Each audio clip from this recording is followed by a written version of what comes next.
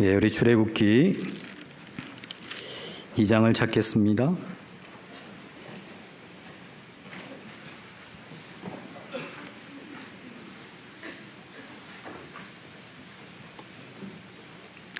출애굽기 2장 23절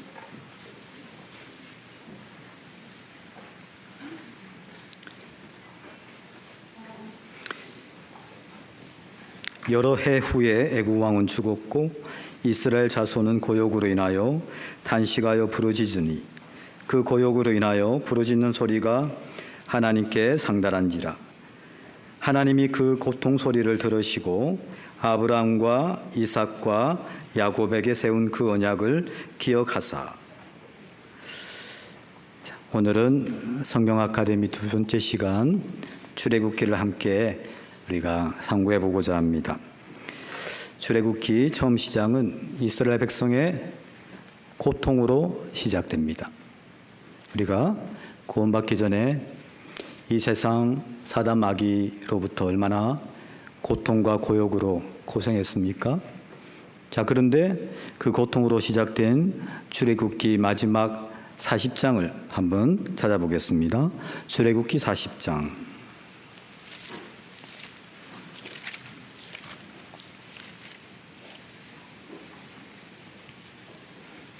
34절 35절입니다.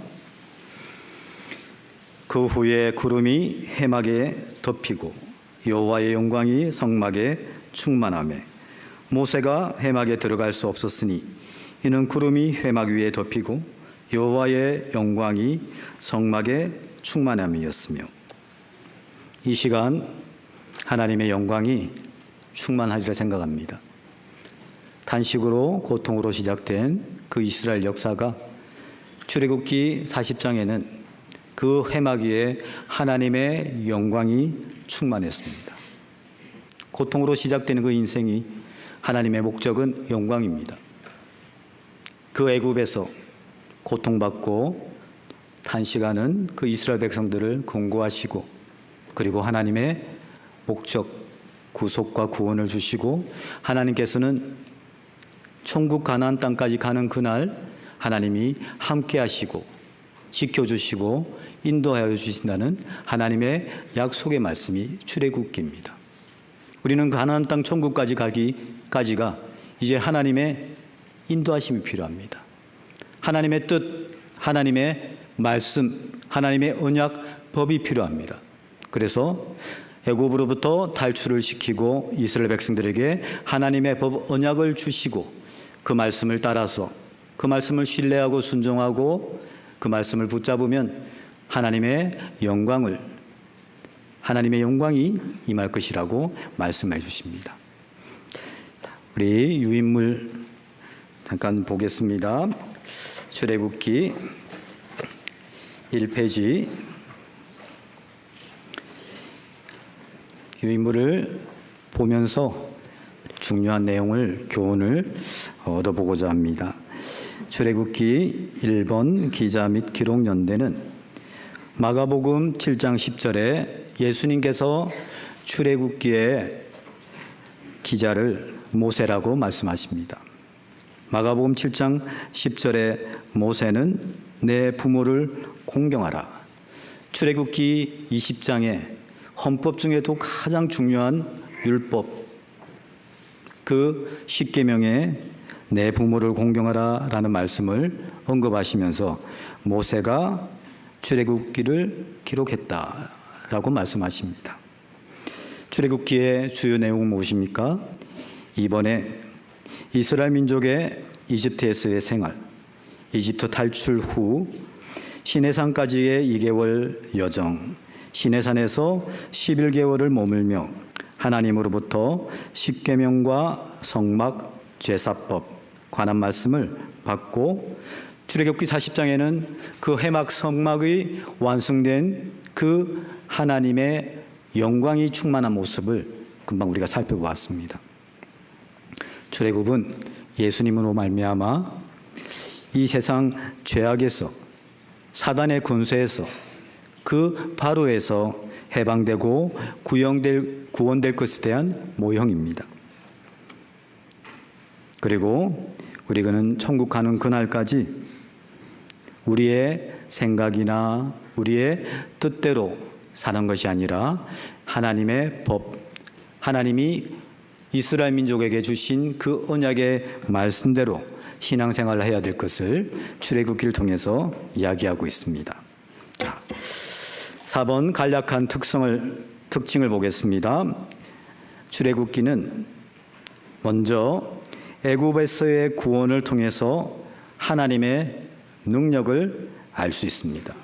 하나님의 능력만이 그 애굽 이 세상으로부터 우리를 죄악 가운데서 해방하고 구원할 수 있습니다. 그리고 2번 율법의 기록을 통해서 하나님의 거룩함을 알 수 있습니다. 하나님의 그 뜻, 하나님의 거룩함, 즉 율법을 통해서 하나님과 같이 거룩하기를 원하십니다. 3번 성막의 기록을 통해서 하나님의 지혜와 은혜를 알 수 있다. 전체 40장 중에 무려 2분의 1 이상이 성막 내용입니다. 성막은 예수님을 뜻합니다. 성막 내용을 통해서 그 예수님의 모형인 예수님에 대해서 더욱더 깊이 알고 깨닫게 되는 것입니다. 5번 출애굽기 속에 나타난 복음의 모형과 실체. 모세 인도로 애굽에서 탈출한 이스라엘은 예수님을 통하여 사탄의 권세에서 벗어나 십자가의 피로 구원받은 성도의 그림자이다. 이스라엘은 지금 우리가 이 세상 죄악 가운데서 사단의 권세에서 구원받은 성도의 그림자입니다. 자, 다음 2페이지 넘어가겠습니다. 출애굽기의 구성을 세 부분으로 나누었습니다. 먼저 제1부는 1장부터 18장까지가 출애굽을 통해서 하나님의 능력을 깨닫게 하십니다. 그리고 이제 하나님께서 하나님의 뜻대로 하나님의 그 법대로 살기를 원하셔서 하나님의 말씀 언약을 주십니다. 19장부터 24장까지가 율법과 하나님의 거룩함을 나타내십니다. 그리고 마지막 3부는 이제 하나님께서 이스라엘 백성과 함께하고 싶어서 이스라엘 민족을 애굽에서 해방시키고 구원하신 이유는 하나님이 가나안까지 천국까지 함께하고 싶게 이스라엘 백성이 하나님을 섬기기를 원하기 때문에 성막을 만들라고 하십니다. 그 성막을 통해서 우리는 하나님의 비밀, 하나님의 지혜, 예수 그리스도를 더욱더 깨닫게 됩니다. 그것이 24장에서 40장이라고 할 수 있습니다. 다음 페이지입니다. 7번 모세와 예수님의 비교입니다. 1번에 아들로 태어나서 똑같이 죽을 위해 처했습니다. 예수님도 헤롯 왕이 죽이려고 했을 때 애굽으로 피신했습니다.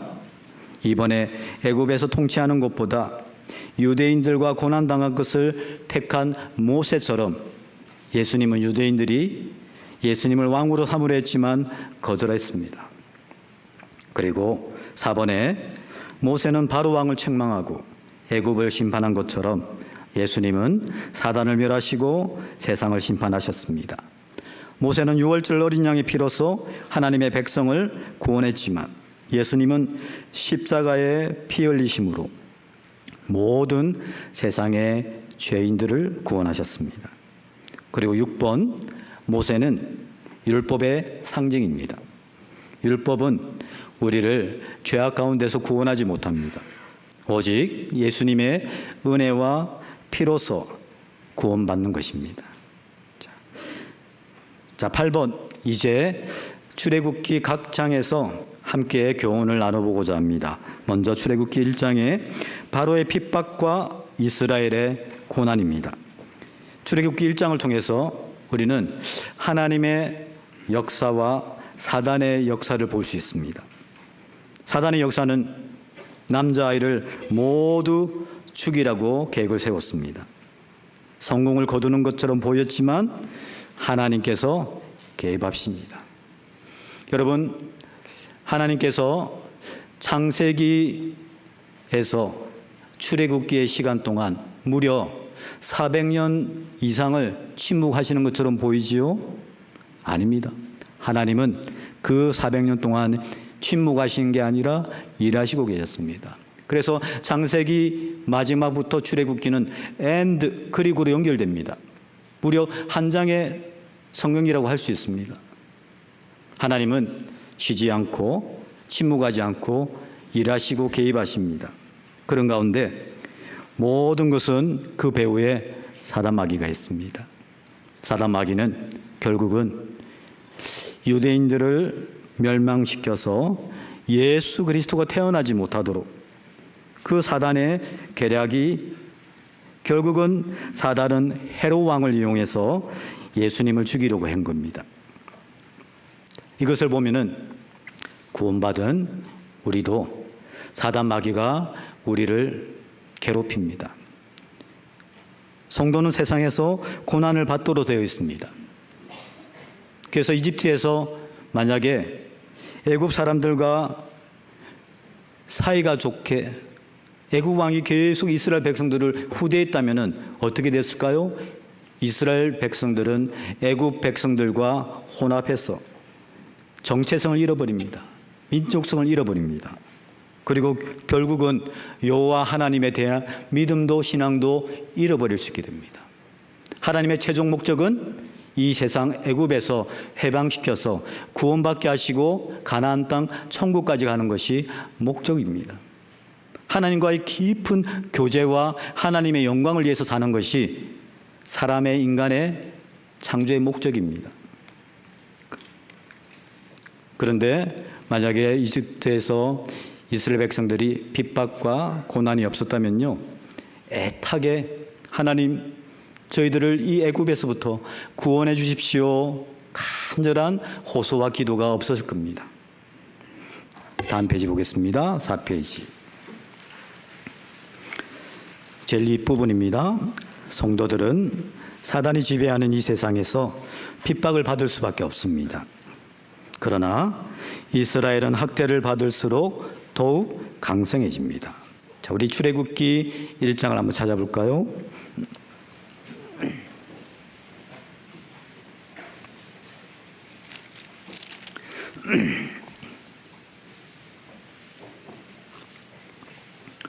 출애굽기 1장 12절입니다. 그러나 학대를 받을수록 더욱 번싱하고 장성하니 애굽 사람이 이스라엘 자손을 인하여 근심하여. 자, 그리스도인은 고난을 받으면 받을수록 깨끗해집니다. 마음도 영혼도 깨끗해지고 그리고 순전해지고 그리고 우리가 고난과 어려움이 있을수록 더욱더 주님을 의지하는 것에 마음이 하나가 됩니다. 그리고 힘있게 전도합니다. 일시적인 세상의 고난과 고통은 결과적으로 영원한 영광을 가져온다는 것을 알 수가 있습니다. 우리 출애굽기 3장을 찾아보겠습니다. 출애굽기 3장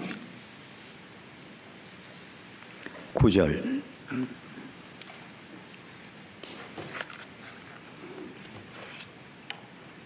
이제 이스라엘 자손의 부르짖음이 내게 달하고 애굽 사람이 그들을 괴롭게 하는 학대도 내가 보았으니.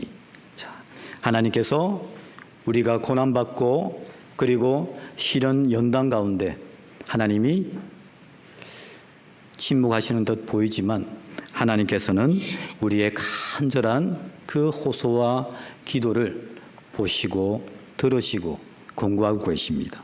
그리고 결과적으로 출애굽기 40장에 나오시는 하나님의 영광을 우리에게 나타내실 겁니다. 자, 이번 모세를 구원하여 이스라엘 민족의 지도자로 삼으시는 하나님의 섭리 출애굽기 2장 내용입니다. 모세가 나일강에서 건짐을 받은 것은 지옥에 갈 수밖에 없었던 죄인들이 구원을 받는 모습입니다. 나일강에 던져진 모세의 모습인 하나님을 모르고 인생의 참된 목적도 모른 채 정처 없이 살다가 죽어갈 모든 인생들의 모습입니다. 또한 죄로 말미암아 지옥에 갈 수밖에 없는 비참한 운명에서 스스로의 힘으로는 헤어나올 수 없는 모든 영혼들의 모습입니다. 그래서 우리는 예수님이 필요합니다. 길과 진리와 생명 되시는 예수님을 만나는 것만이 유일한 구원의 방법입니다. 사단은 예수님을 죽여서 하나님의 인류를 구원하시는 계획을 말살시키려 하였습니다. 끝내 거짓 종교가들과 유대인들을 앞세워서 예수님을 십자가에 죽이는데 성공했습니다. 그러나 하나님은 사단의 괴계를 뛰어넘는 위대한 섭리로 결국 십자가에서 인류를 구원하시는 일을 완성하십니다. 사도행전 5장에 하나님께서는 핍박과 고난과 고통이 있지만은 하나님이 하시고자 하시고 계획하시는 일들을 결국 이루시고 그 하나님이 하시는 일을 사단이나 사람은 결코 막을 수 없다는 것을 말씀하십니다. 하나님은 마치 감독이 무대 배경에 뒤에서 모든 것을 지시하듯 인간 역사의 모든 것을 하나님의 영광을 위해서 명하시고 이루십니다. 자, 우리 별표를 보겠습니다. 하나님이 모세를 지켜주신 것처럼 성도를 세상과 사단의 세력 가운데서 지켜주심을 믿어야 됩니다.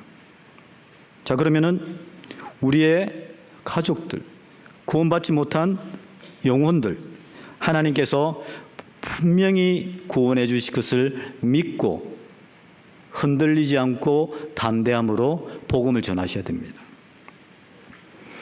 모세가 그 부모님, 특히 그 어머니 요게벳, 누이 미리암,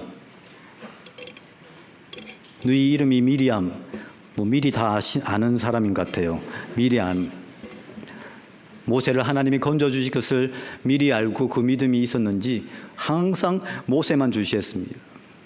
그것처럼 우리도 우리의 사랑하는 정말 구원받지 못한 가족들, 영혼들을 하나님께서 구원해 주실 것을 믿고 최선을 다해서 우리가 다음 주도 그리고 다가오는 하계수에도 전도해야 될 것입니다. 자, 제일 밑부분입니다. 요게벳은 모세에게 세상 교육을 받기 전에 먼저 신앙 교육을 시켰습니다. 자, 그 다음 페이지입니다.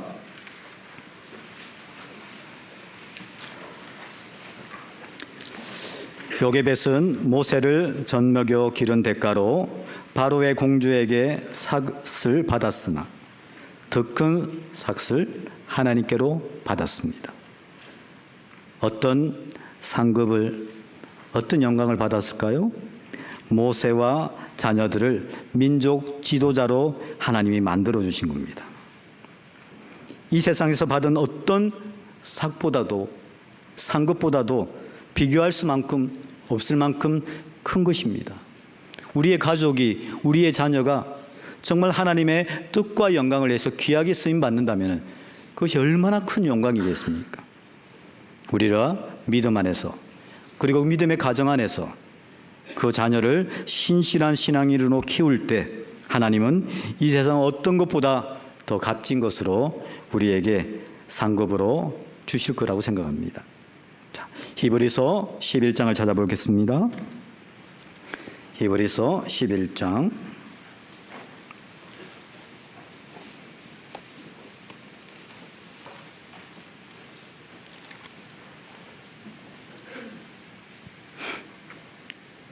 24절부터 26절까지 우리 함께 읽어볼까요?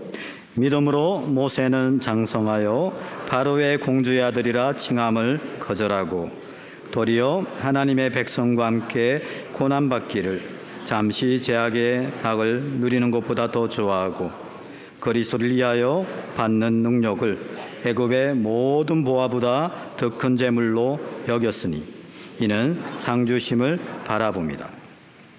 우리도 상주심을 바라봅니다.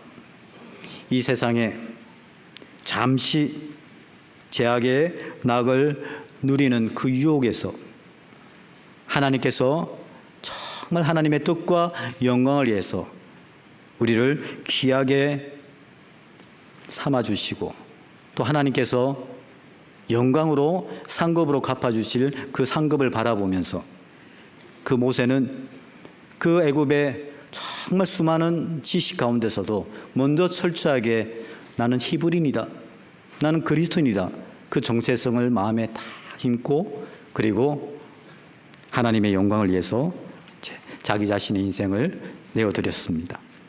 자, 우리 5페이지 뒷부분에 모세가 받은 40년간의 연단을 보겠습니다. 모세가 40년 연단을요 무려 3번의 과정을 통해서 받았습니다. 첫 번째 40년은 애굽 궁중에서 바로의 공주의 아들로 지냈습니다. 두 번째 40년은 미디안 광야에서 양을 치는 목자로 지냈습니다.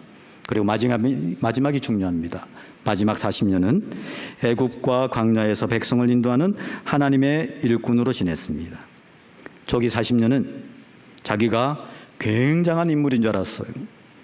그리고 중기 40년은 비로소 광야에서 자기가 아무것도 아닌 것을 배워 알았습니다. 그리고 말기 40년은 아무것도 아닌 자신을 하나님께서 사용하시는구나, 하나님의 능력으로 하나님이 자기를 사용하신다는 것을 깨달았습니다. 자, 우리는 지금 모세의 생애 중에 어느 때를 살고 있는지 한번 생각해 보세요. 왕궁입니까? 광야입니까? 그리고 하나님께 귀하게 지금 수임받고 있습니까? 우리는 하나님의 몸된 교인 왕궁에서 말씀을 오늘처럼 부지런히 배웁니다. 그리고 말씀을 마음속에 깊이 새기고 말씀을 우리는 순종합니다. 그리고 이 세상 같은 광야 같은 그 길 속에서 우리는 겸손과 온유와 인내를 배우고 더욱더 주님을 의지하는 법 훈련을 배우게 됩니다. 그러면 우리의 남은 인생은 주님의 영광을 위해서 귀히 쓰임받는 각자가 되리라 생각합니다. 자, 3번 출애굽기 3장에 떨기나무 불꽃 가운데서 나타나신 하나님입니다. 하나님께서 왜 백향목 같은 아주 멋진 나무가 아니라 이런 애굽에서도 땔감으로 사용하기도 어려운 볼품없는 쓸모없는 나무, 가시덤불 같은 떨기나무 불꽃 가운데서 나타나셨습니까? 그것은 바로 지극히 작고 멸시받는 민족이 애굽에서 가시덤불 같은 비참한 상태 이스라엘 민족을 의미하기 때문입니다. 그런 처지에 놓여있는 이스라엘 백성들 가운데 친히 오셔서 그들을 구원하신 겁니다. 자, 불이 붙었습니다. 불이 꺼지지 않았습니다. 두 가지 의미가 있습니다. 첫 번째, 성령의 역사로 불타고 있는 모습을 나타냅니다. 우리 인천교회도 성령이 함께 하십니다.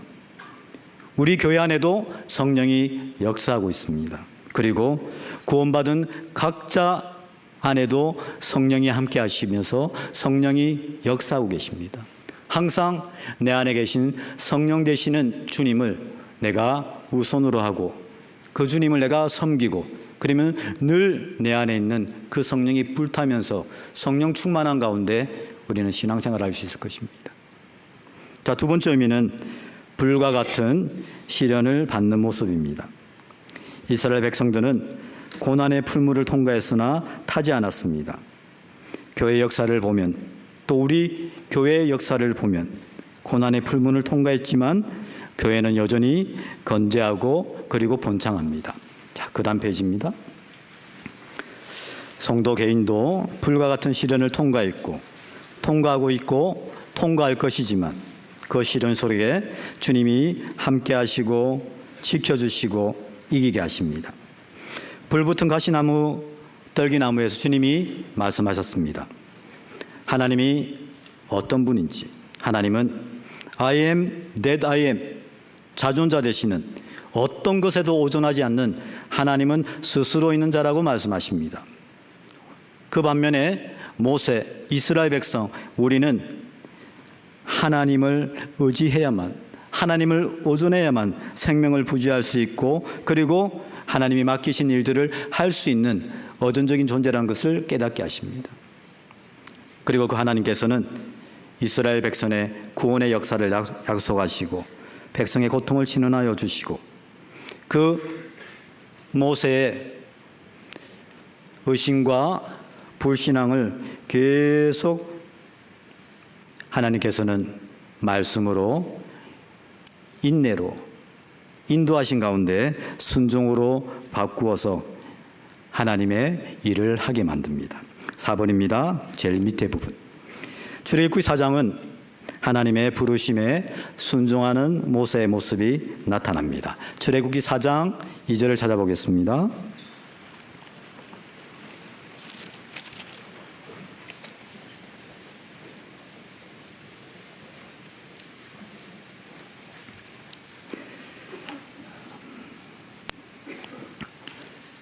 여호와께서 그에게 이르시되 내 손에 있는 것이 무엇이냐? 그가 가로되 지팡이니이다. 똑같이 우리 사랑하는 인천교 형제자매들에게 여쭤보겠습니다. 형제자매님들 손에 있는 게 무엇입니까? 볼펜요 이런 지팡이입니다. 우리 뒷페이지 잠깐 볼까요? 뒷페이지 제일 윗부분입니다.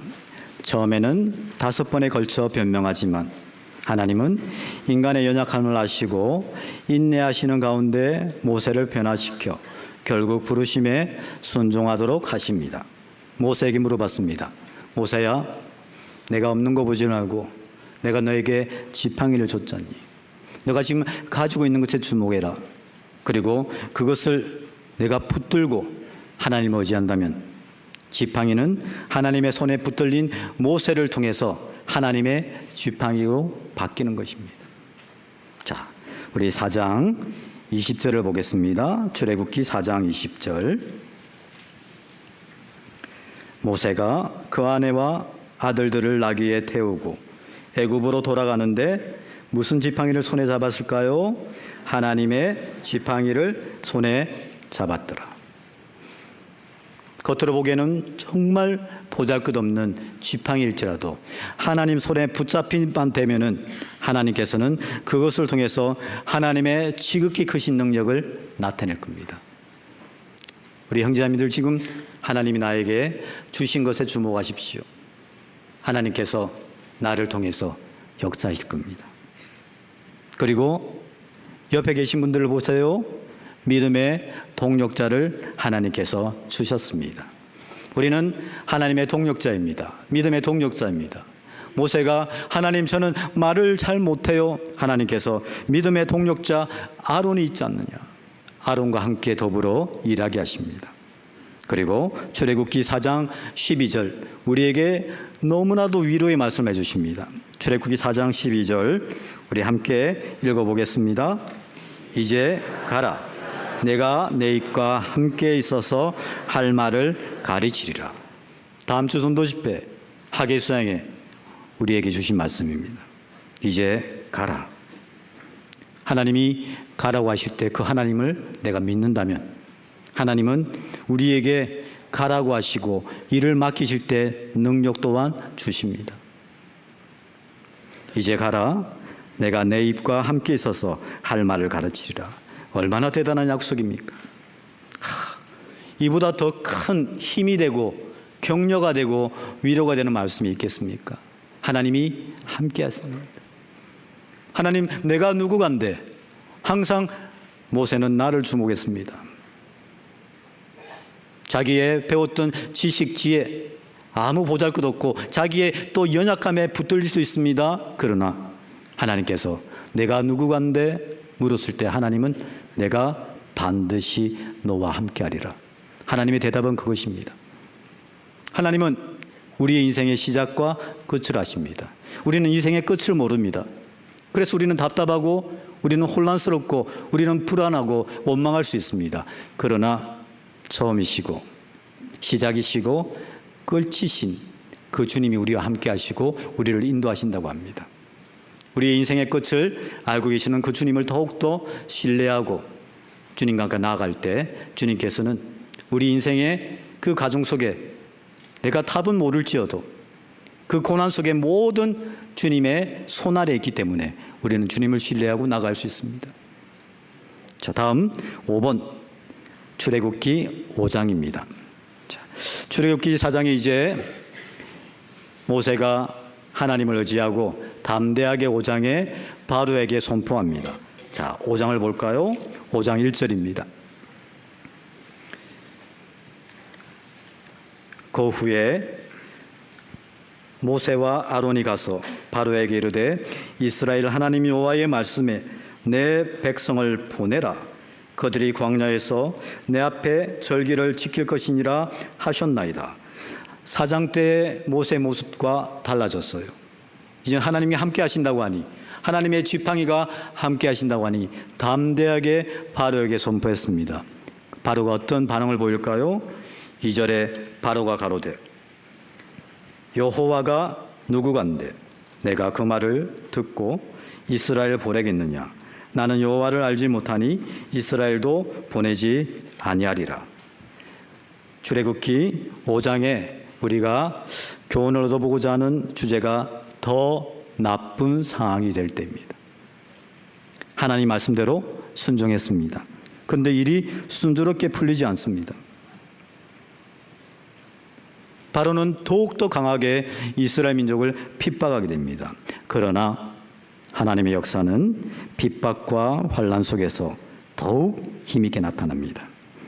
오늘날 우리도 마찬가지입니다. 사단 마귀는 구원받는 것 싫어하고요, 성도들이 말씀대로 사는 것을 싫어하기에 핍박과 환난을 줍니다. 고린도전서 16장 찾아보겠습니다. 고린도전서 16장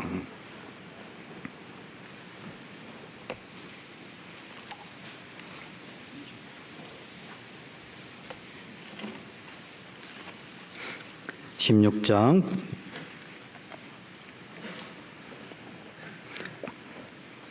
8절 9절 내가 오순절까지 에베소에 유하려 함은, 우리 9절 함께 읽어볼까요? 내게 강대하고 공효를 이루는 문이 열리고 대적하는 자가 많음이니라. 내게 강대하고 공효, 효과적인 그 전도의 문이 결국은 대적하는 자로 인해서 그 문이 열린다는 걸 얘기합니다. 복음의 문이 대적하는 사람이 많이 생기면 생길수록, 고난이 따라오면 따라올수록 그 복음의 문이 열립니다. 왜? 그 믿음이 더욱더 견고해지거든요. 고난과 핍박 가운데, 나쁜 상황 가운데 낙심하지 마시고 하나님께서 함께 하시고 도와주심으로써 결국은 우리의 복음이 더 힘있게 전해지는 것을 우리는 잊지 말아야 됩니다. 별표 부분입니다. 모든 것은 다 하나님의 계획 속에 있음을 알아야 합니다. 우리에게 고통을 주는 상황은 하나님에 대한 신뢰로 이끌어가고, 하나님에 대한 신뢰가 필요한 상황은 우리에게 인내를 가르쳐 주십니다.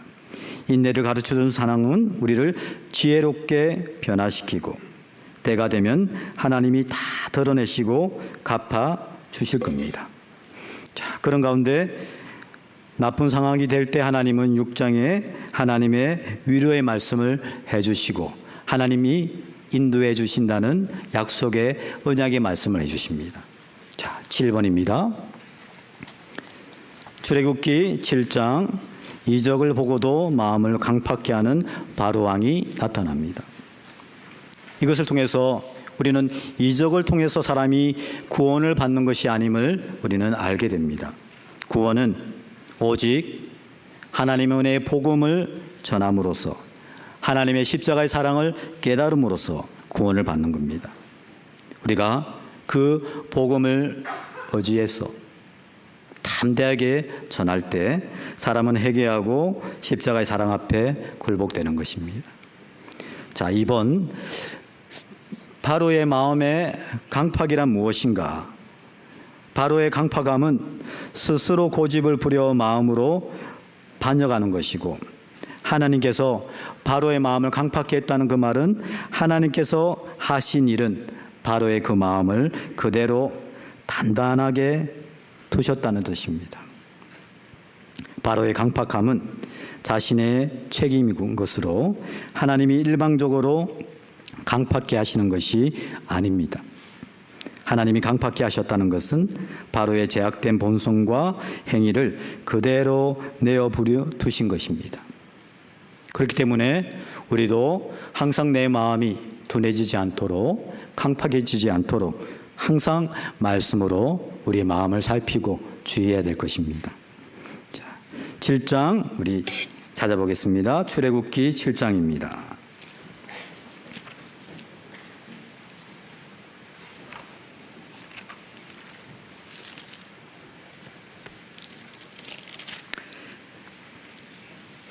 (7장) 1절을 우리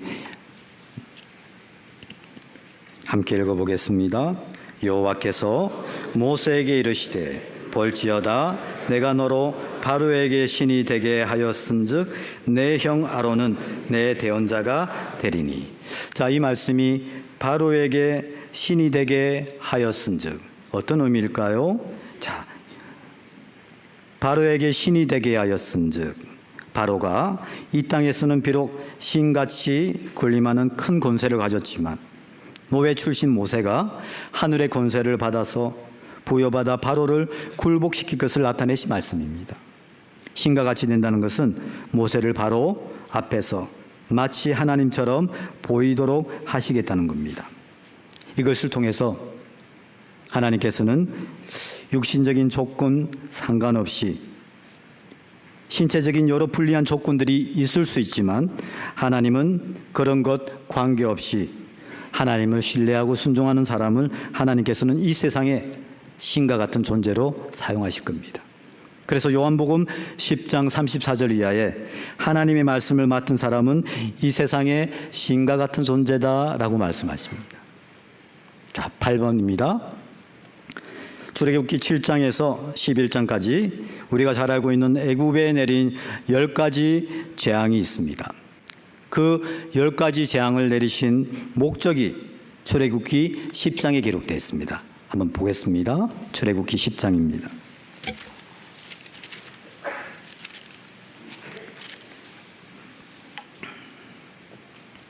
1절, 2절 말씀. 여호와께서 모세에게 이르시되 바로에게로 들어가라. 내가 그의 마음과 그 신하들의 마음을 완강케 함은 나의 표징을 그들 중에 보이기 임하며 너로 내가 애굽에서 행한 일들 곧 내가 그 가운데서 행한 표징을 내 아들과 내 자손의 귀에 전하게 하려 함이라. 너희가 나를 여호와인 줄 알리라. 자, 유인물 보시죠. 애굽의 10가지 재앙을 내리신 목적이 이 말씀에 기록되어 있습니다.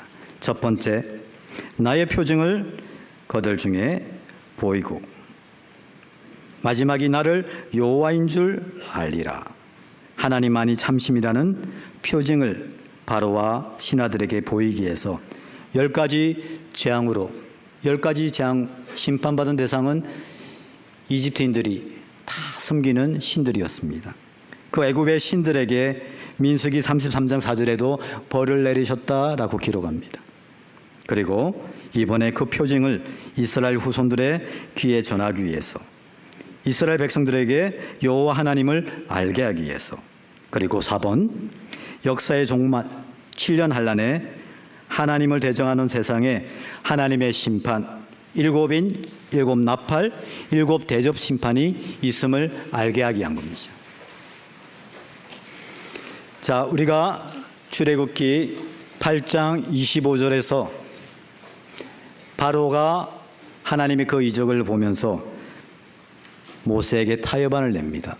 마치 이 세상 사단 마귀가 우리에게도 똑같이 타협안을 내고 있습니다.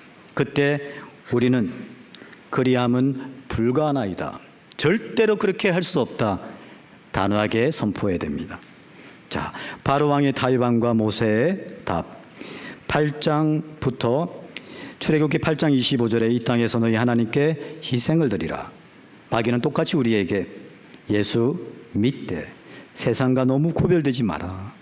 굳이 신앙생활 하려거든 형식적인 종교생활이나 해라. 출애굽기 8장 28절에 너희는 멀리 가지는 말라. 마귀는 똑같이 너무 열심히 하지는 말라. 너무 교회에 빠지지 말라. 출애굽기 10장 11절에 너희 남정만 가서 여호와를 섬기라. 즉 너 혼자만 믿고 너 혼자만 교회 다녀라. 나는 절대 전도하지 마라. 다른 사람에게는 전도하지 마라. 똑같이 우리에게 유혹합니다. 그리고 출애굽기 10장 24절에 너희 양과 소는 머물러 두고 너희 어린 것을 너희와 함께 갈지라. 즉 돈은 안 되라. 재물은 바치지 말라.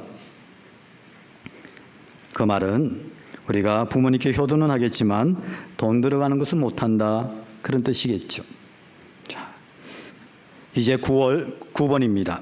출애굽기 12장에 우리가 잘 알고 있는 유월절, 그리고 유월절의 상징인 예수님이 나타납니다. 장자가 죽는 죄악의 의미가 무엇입니까? 장자는 처음 태어난 사람입니다. 사람이 거듭나지 않으면 하나님 나라를 볼 수 없다고 했습니다. 장자는 육신적으로 태어난 사람은 한번 영적으로 거듭나지 아니하면 심판을 받게 되어 있습니다. 그리고 장자가 늘 꿈꾸는 것은 이 세상의 기업입니다. 이 세상에 썩어질 것을 상속받기 위해 이 땅에 소망을 두고 살아가는 사람은 결국 심판을 받게 될 것입니다. 유월절은 피의 중요성을 얘기합니다.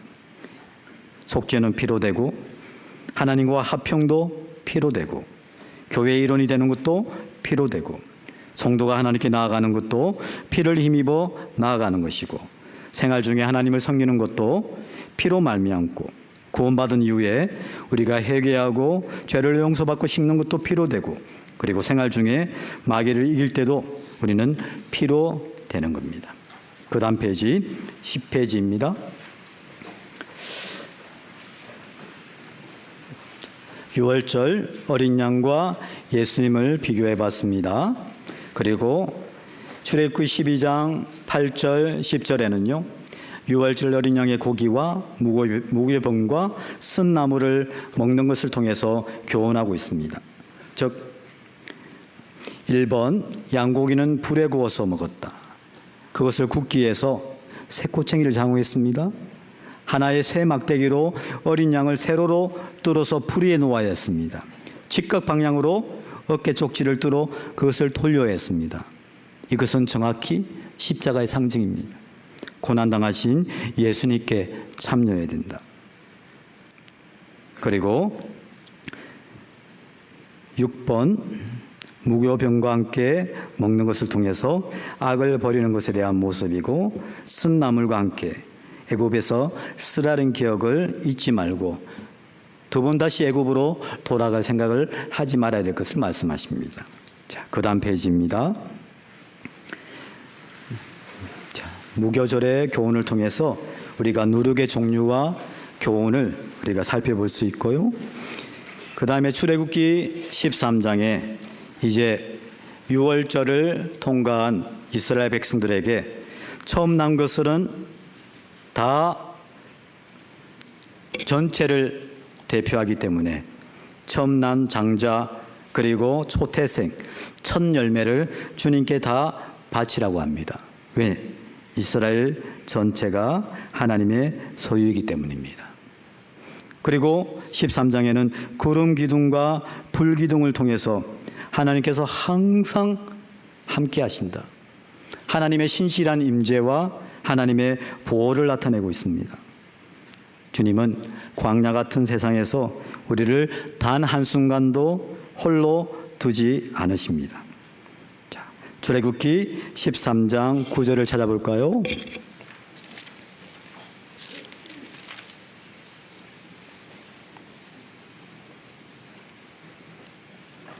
출애굽기 13장 9절 이것으로 내 손의 기호와 내 미간의 표를 삼고 여호와의 율법으로 내 입에 있게 하라. 이는 여호와께서 능하신 손으로 너를 애굽에서 인도하여 내셨음이라.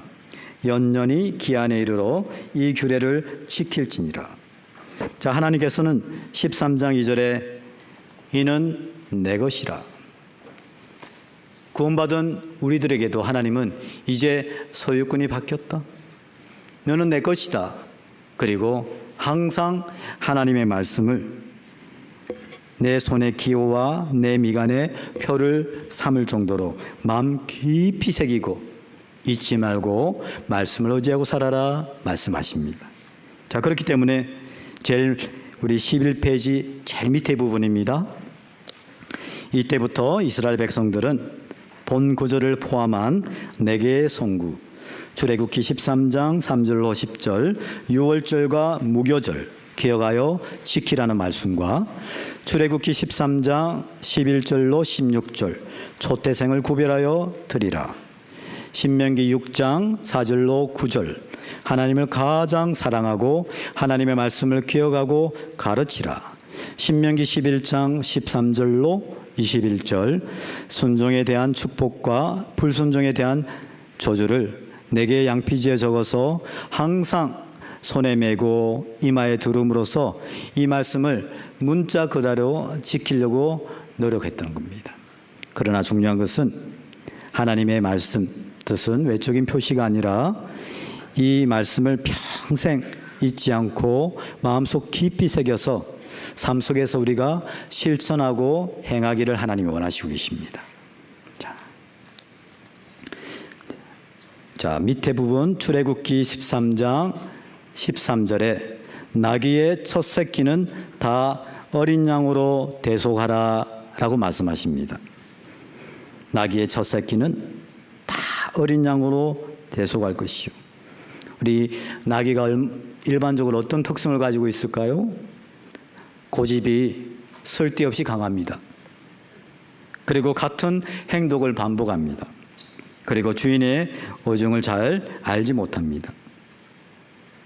그리고 나귀는 부정한 짐승입니다.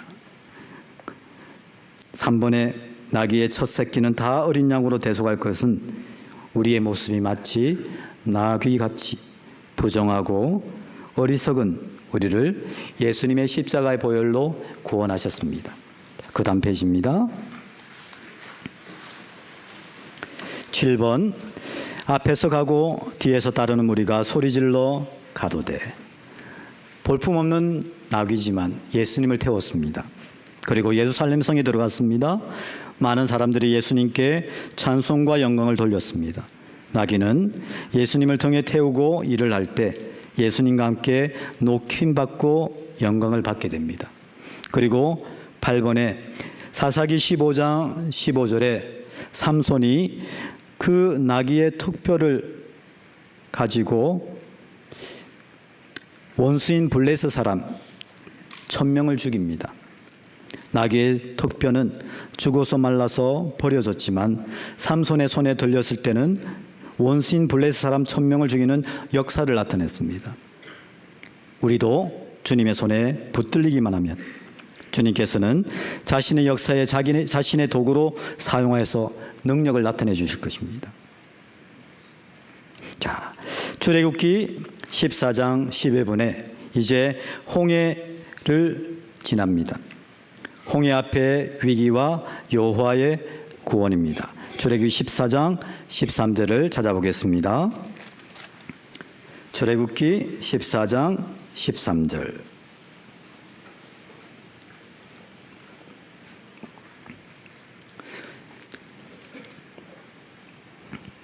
자, 너무나도 중요한 말씀이라서 우리 함께 읽어볼까요?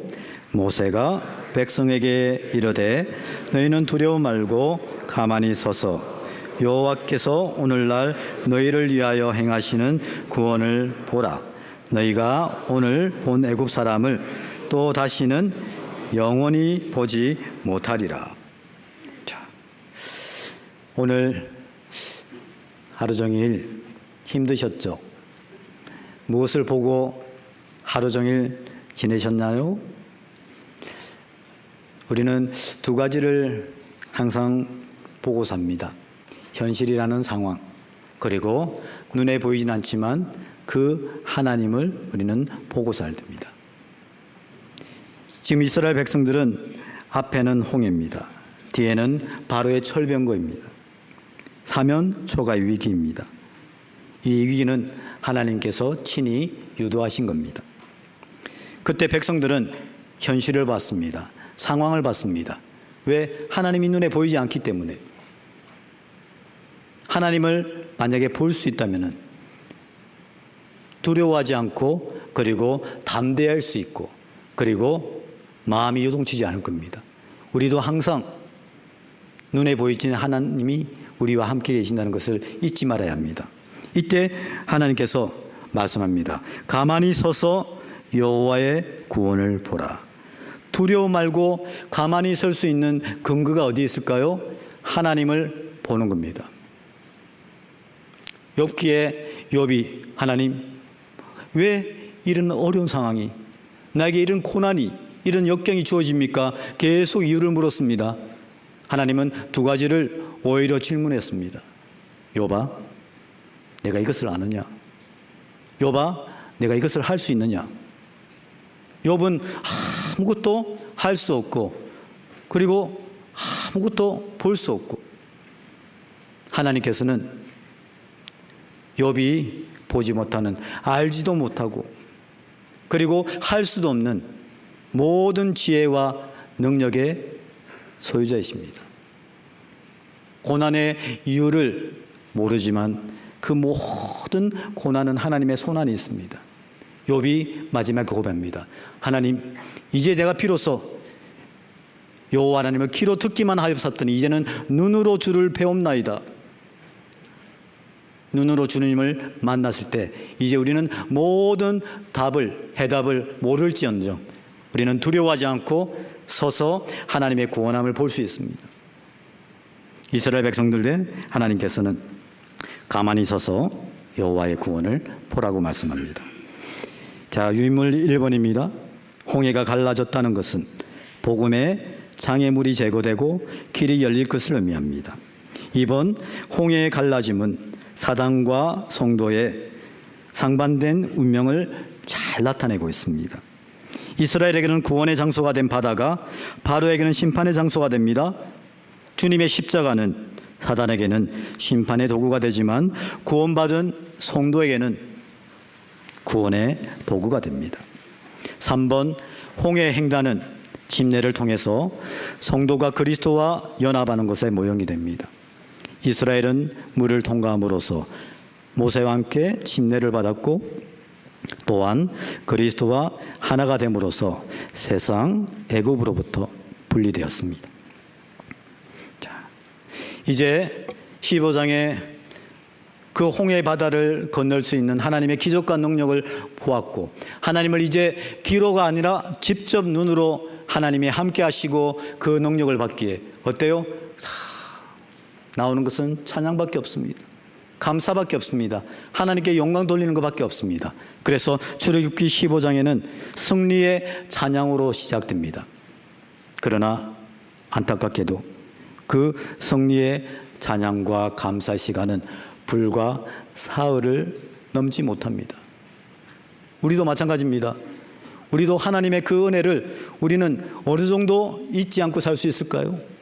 하나님께 나에게 베풀어 주신 그 사랑과 은혜와 그리고 능력을 우리는 이스라엘 백성처럼 그 현실에 갑자기 어려움이 닥치면은 목이 마르다, 갈증이 생기면은 배고프다, 배고픔이 생기면은 그때는 우리는 또 하나님의 은혜와 능력을 이스라엘 백성처럼 잊어버릴 수가 있습니다. 이스라엘 민족의 패턴이 무엇입니까? 우리 12번을 보시죠. 이스라엘의 범한 잘못된 신앙의 패턴. 이스라엘은 출애굽 이후에 찬송, 실망, 원망, 시험, 치료의 패턴을 반복하였다. 홍해의 구원을 경험한 백성들은 감격의 찬양을 드렸습니다. 그러나 불과 사흘길을 걸어 물이 없자 금세 무엇으로 바뀝니까? 원망으로 바뀝니다. 마라의 순물을 만났을 때 하나님은 한 나무를 물에 던지게 하여서 단물로 바꾸셨습니다. 이 나무는 인생의 모든 쓴물을 단물로 바꾸시는 예수 그리스도의 십자가를 대표합니다. 하나님은 우리의 질병과 아픔을 치료하시는 여호와 라파이십니다. 출애굽기 15장 22절을 찾아보겠습니다. 출애굽기 15장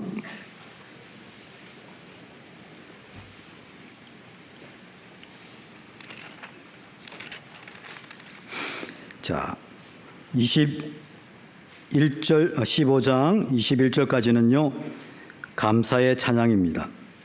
그런데 22절부터는 원망을 하게 됩니다. 22절, 모세가 홍해에서 이스라엘을 인도하며 그들이 나와서 수르 광야로 들어가서 거기서 사흘 길을 행하였으나 물을 얻지 못하고 마라에 이르렀더니 그곳 물이 써서 마시지 못하겠으므로 그 이름을 마라라 하였더라. 백성이 모세를 대하여 원망하여 가로되 우리가 무엇을 마실까 하매. 자, 22절부터 우리가 기억할 것은 마라입니다. 하나님이 우리에게 원하시는 게 뭘까요? 우리 형제님들, 원망 마라, 불평 마라, 원망 마라. 왜? 원망이 습관입니다. 여러분, 나의 습관이 혹시 원망입니까? 내가 배고플 때, 내가 갈증이 생길 때 우리는 자연스럽게 원망하고 불평할 수 있거든요. 지금 15장부터 16장부터 17장까지 다 원망입니다. 그건 한마디로 인생의 패턴이고 습관입니다. 우리의 구원받지 못할 때의 모습이라고 할 수 있거든요.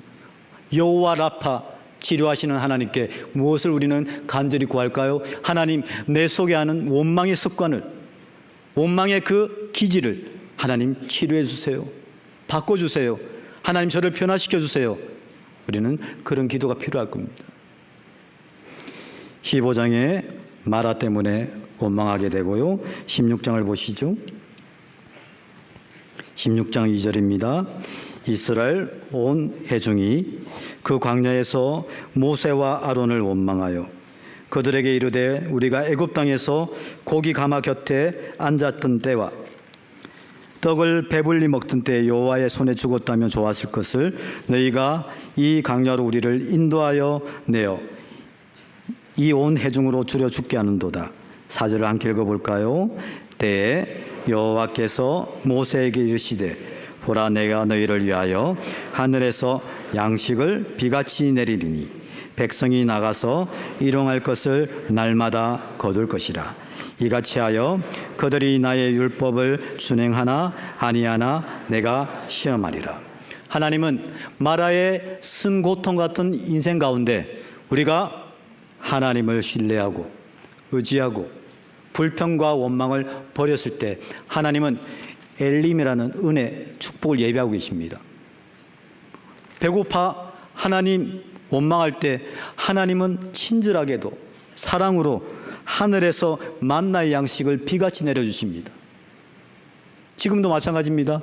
하나님은 우리의 영혼에 일용할 양식, 늘 말씀, 은혜, 그리고 주님의 몸된 교회에서 보호해 주십니다. 왜 그럴까요? 우리가 싸워야 할 대상이 있기 때문입니다. 그 싸워야 할 대상은 바로 내 안에 있는 육신 아말렉입니다.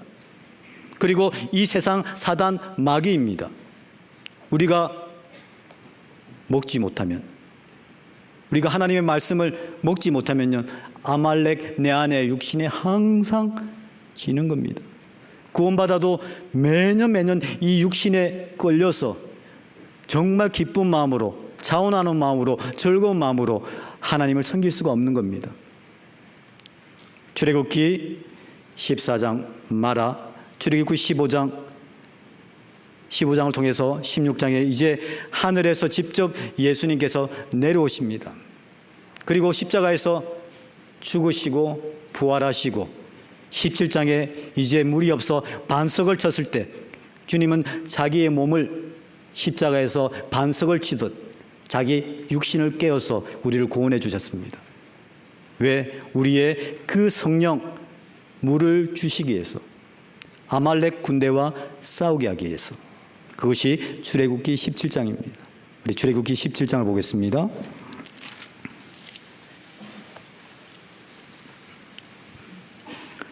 (17장 1절입니다) 이스라엘 자손의 온 회중이 여호와의 명령대로 신광야에서 떠나 그 노종대로 행하여 르비딤의 장막을 쳤으나 백성이 마실 물이 없는지라. 백성이 모세와 다투어 가로되 우리에게 물을 주어 마시게 하라. 모세가 그들에게 이르되 너희가 어찌하여 나와 다투느냐 너희가 어찌하여 여호와를 시험하느냐. 거기서 백성이 물에 가라매 그들이 모세를 다하여 원망하여 가로되 당신이 어찌하여 우리를 애굽에서 인도하여 내어서 우리와 우리 자녀와 우리 생축으로 목말려 죽게 하느냐. 8절 때에 아말렉이 이르러 이스라엘과 르비딤에서 싸우니라. 여러분, 이 아말렉은 우리 안에는 육신의 총력입니다. 우리 힘으로는 싸울 수가 없어요. 그래서 하나님께서는 반석을 쳐서 물을 주십니다. 17장 6절입니다. 내가 거기서 호렙산 반석 위에 너를 대하여 서리니 너는 반석을 치라. 그것에서 물이 나리니 백성이 마시리라. 모세가 이스라엘 장로들의 목전에서 그대로 행하니라. 자, 우리 유임을 보실까요? 14페이지 14번입니다. 르비딤의 생수와 기도의 승리 여호와 니시. 백성들은 또다시 물이 없다고 모세를 돌로 치려 합니다. 하나님은 모세에게 반석을 치라 명하셨고 거기서 생수가 솟구쳤습니다.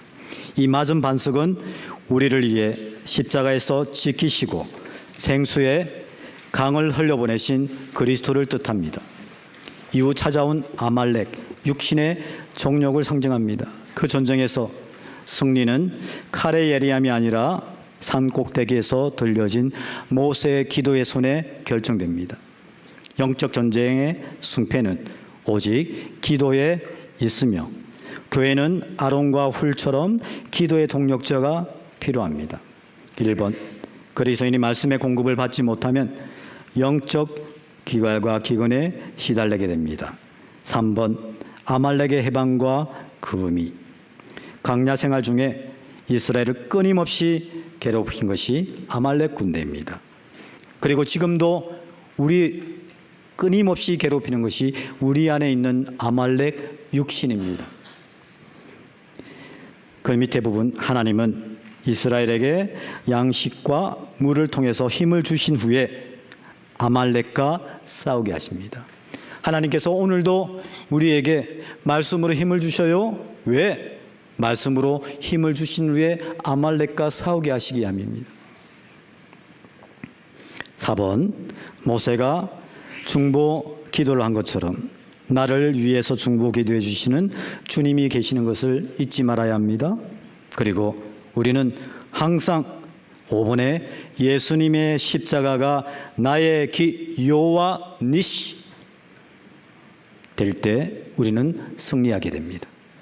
항상 나를 구원하여 주신 예수님의 그 십자가, 나를 위해서 죽으신 주님의 그 고난과 살과 피를 묵상함으로써 우리는 항상 힘을 얻게 되고 승리하게 될 겁니다.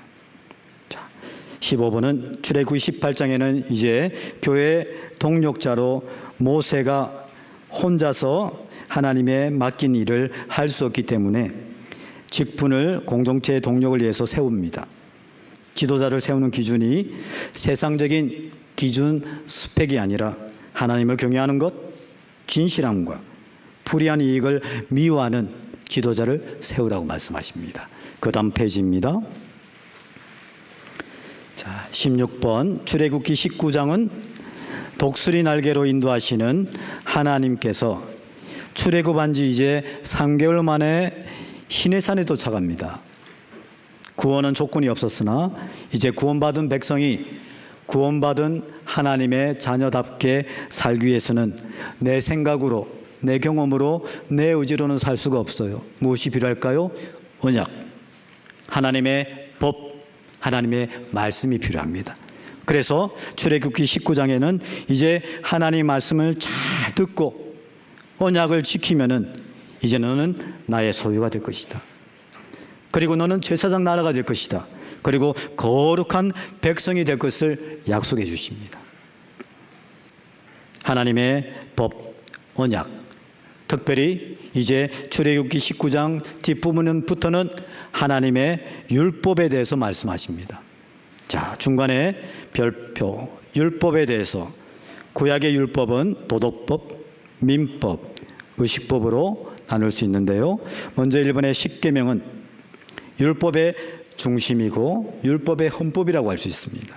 2번 시민법은 이제 출애굽기 21장부터 23장까지 시민의 사회생활에 관련된 법조항이 나타납니다. 3번 성결법과 제사법은 출애굽기 25장부터 40장까지 하나님께서 말씀해 주십니다. 자, 출애굽기 20장은 십계명입니다. 십계명은 여러분 하나님과 사람의 관계, 대신관계 1번에서 네 번째 계명, 그리고 사람과 사람의 대인관계 5번째에서 10번째 계명이 기록되어 있습니다.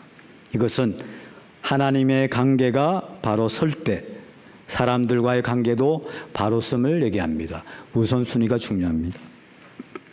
그리고 십계명과 세계명, 그것이 신약에도 오늘 구원받은 우리들에게도 똑같이 반복이 되어 있는 것을 말씀합니다. 안식일만 빼고요. 자, 그 다음 페이지입니다. 자, 안식일의 진정한 의미입니다. 에덴 동산에서는 안식일이 없었습니다. 왜냐하면 일하는 것이 없었기 때문입니다. 그런데 아담이 죄를 범하고 그 안식이 깨졌고 수고와 저주와 고통이 시작되었습니다.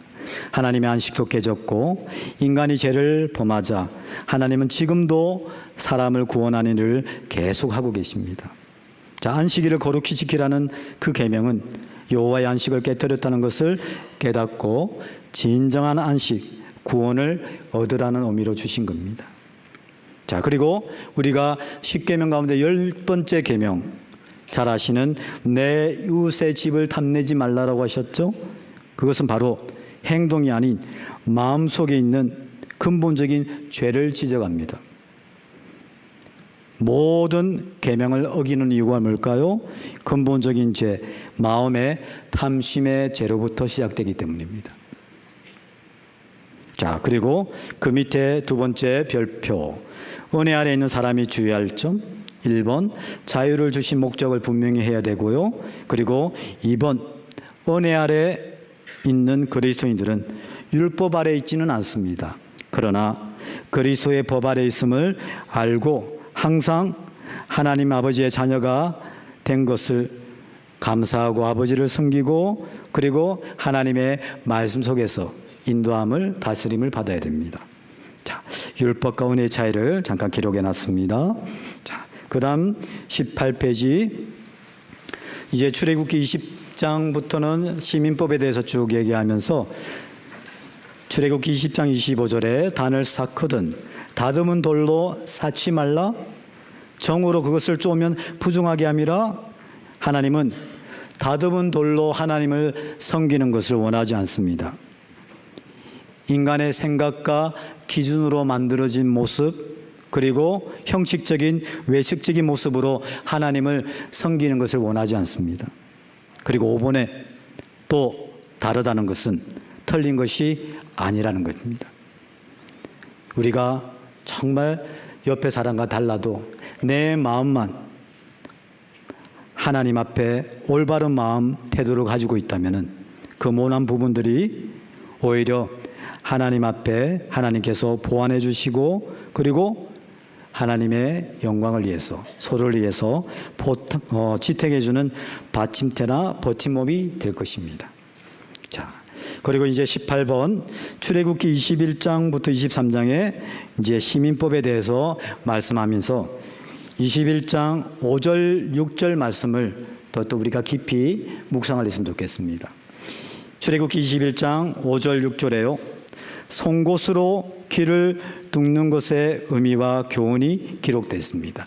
자, 출애굽기 21장 5절 찾아볼까요? 출애굽기 21장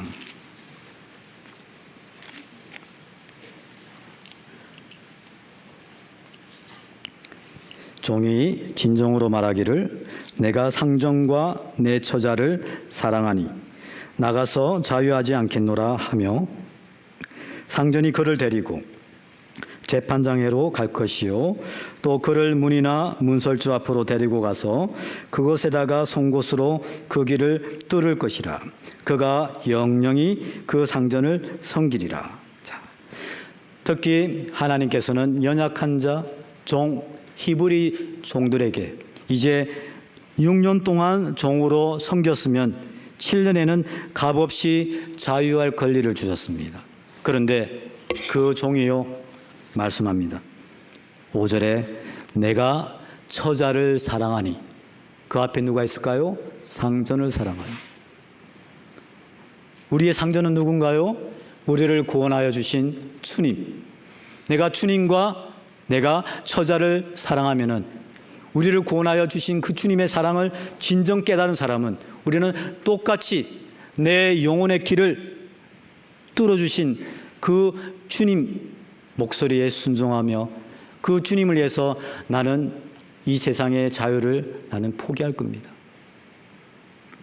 자, 우리 18번에 1번, 죄인을 해방시키기 위해서 스스로 종의 모습으로 오신 예수님. 구원받기 전에 우리는 죄의 종이었으나 예수님을 위해서 해방되었고 우리는 주님의 사랑 때문에 스스로 주님의 종이 된 겁니다. 또 영원히 종이 되겠다는 표식으로 송곳으로 길을 뚫은 것은 이제는 나의 영혼의 길은 주님의 말씀만 듣겠습니다. 이제 그 들은 말씀을 제가 순종하겠습니다.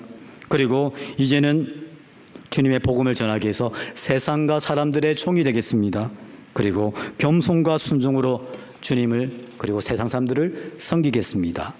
그 뜻이라고 할 수 있습니다. 다음 페이지입니다. 출애굽기 21장 29절은 또 이런 말씀이 있습니다. 찾아볼까요? 출애굽기 21장 29절입니다. 우리 함께 읽어보겠습니다. 소는 본래 받는 버릇이 있고 그 임자는 그로 인하여 경고를 받았으되 단속하지 아니하므로 남녀간에 받아 죽이면 그 소는 돌로 쳐 죽일 것이고 임자도 죽일 것이며. 자, 여기 소는 본래 받는 버릇이 있다. 자, 우리 여기 설명문 잠깐 볼까요? 1번에 소는 태어날 때부터 들이박는 기질을 타고나서 상황과 기회가 될 때마다 사람이나 다른 소들을 들이박습니다. 하나님께서는 이런 소의 버릇이 있기 때문에 그 주인이 그 소를 잘 단속하라고 말씀합니다. 이것은 우리도 죄된 본성과 타락한 성품과 못된 기질을 타고났기 때문에 상황과 기회가 되면은 죄를 짓거나 자기중심적이고 이기적이게 됩니다. 그러므로 하나님께서는 우리 그리스도인들도 그런 타락한 본성이나 기질을 잘 다스리고 통제해야 된다고 말씀하십니다. 출애굽기 23장입니다. 출애굽기 23장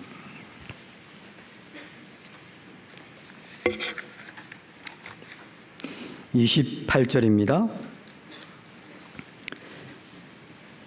내가 왕벌을 내 앞에 보내니니 그 벌이 휘 족속과 가나안 족속과 헷 족속을 내 앞에서 쫓아내리라. 그러나 그 땅이 항무하게 되어 들 짐승이 번성하여 너희를 해하게 할까 하여 1년 안에는 그들을 내 앞에서 쫓아내지 아니하고 내가 번성하여 그 땅을 기업으로 얻을 때까지 내가 그들을 내 앞에서 조금씩 쫓아내리라. 하나님께서 왕벌을 보내어서 이스라엘 민족의 대적을 쫓아내신다고 말씀하십니다. 자, 우리 중간 부분 설명 부분입니다. 가나안 땅에 들어갈 때 할 일과 받은 약속, 여호와의 사자의 목소리를 청종하라. 그들의 신을 숭배하지 말고 우상을 회파하라. 그들의 행위를 본받지 말라. 즉 하나님의 그 말씀을 순종하고 또 순종할 때 주님이 약속하셨습니다. 주님이 내 원수에게 원수가 되고 하나님이 내 대적에게 대적이 되고 가나안 대적들을 물리쳐 주실 것이고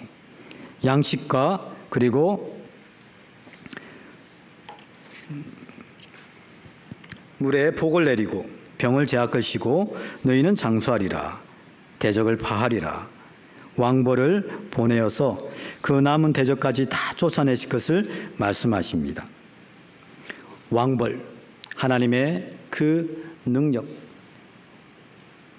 하나님의 도우심, 왕벌을 보내주시는 하나님, 가나안뿐만 아닙니다. 지금 우리 인천교회에서도 하나님께서 왕벌을 보내주십니다.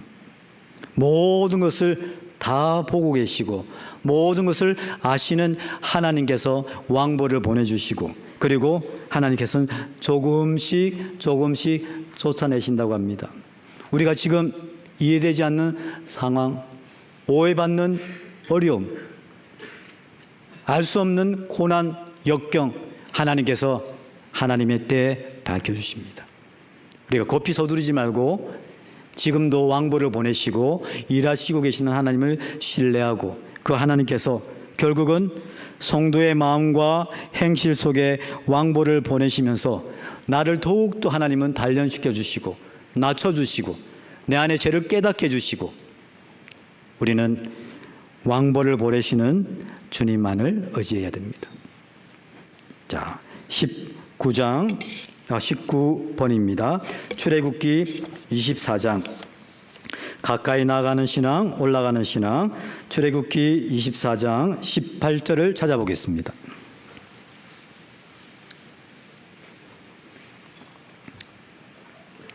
함께 읽어볼까요? 모세는 구름 속으로 들어가서 산 위에 올랐으며 40일 40야를 산에 있으리라. 지금 이 시간까지 말씀을 잘 경청해 주셔서 감사합니다. 이제 성막입니다. 지금 출애굽기 24장 12절부터 하나님께서 이스라엘 백성과 함께 거하시기 위해서 성막의 설계도를 보여주십니다. 다음 페이지 20페이지입니다. 성막에 나타난 예수님입니다. 자, 잠깐 제가 성막은 자료를 잠깐 보여드릴게요. 옆에 계신 분 잠깐 안마해 주세요.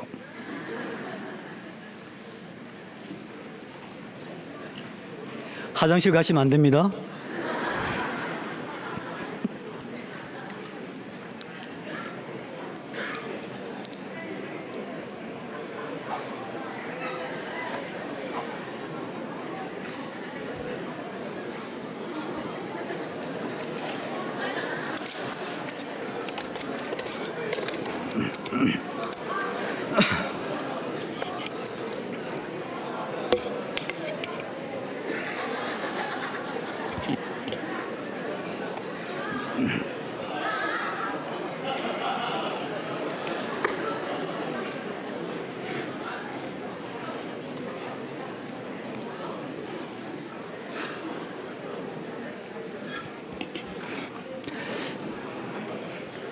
안마 받으니까 너무 좋아하시네요.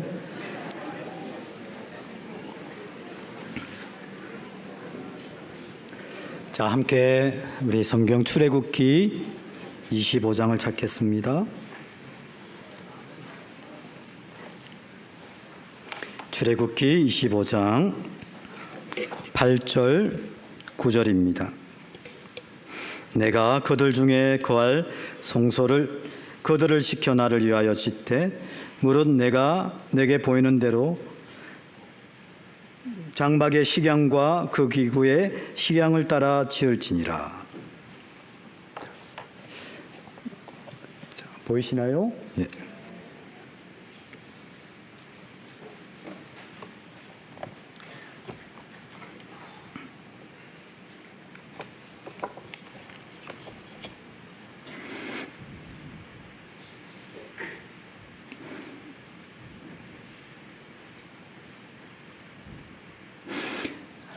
자, 우리 나눠주신 저기 유인물의 20페이지 성막의 의미를 보겠습니다.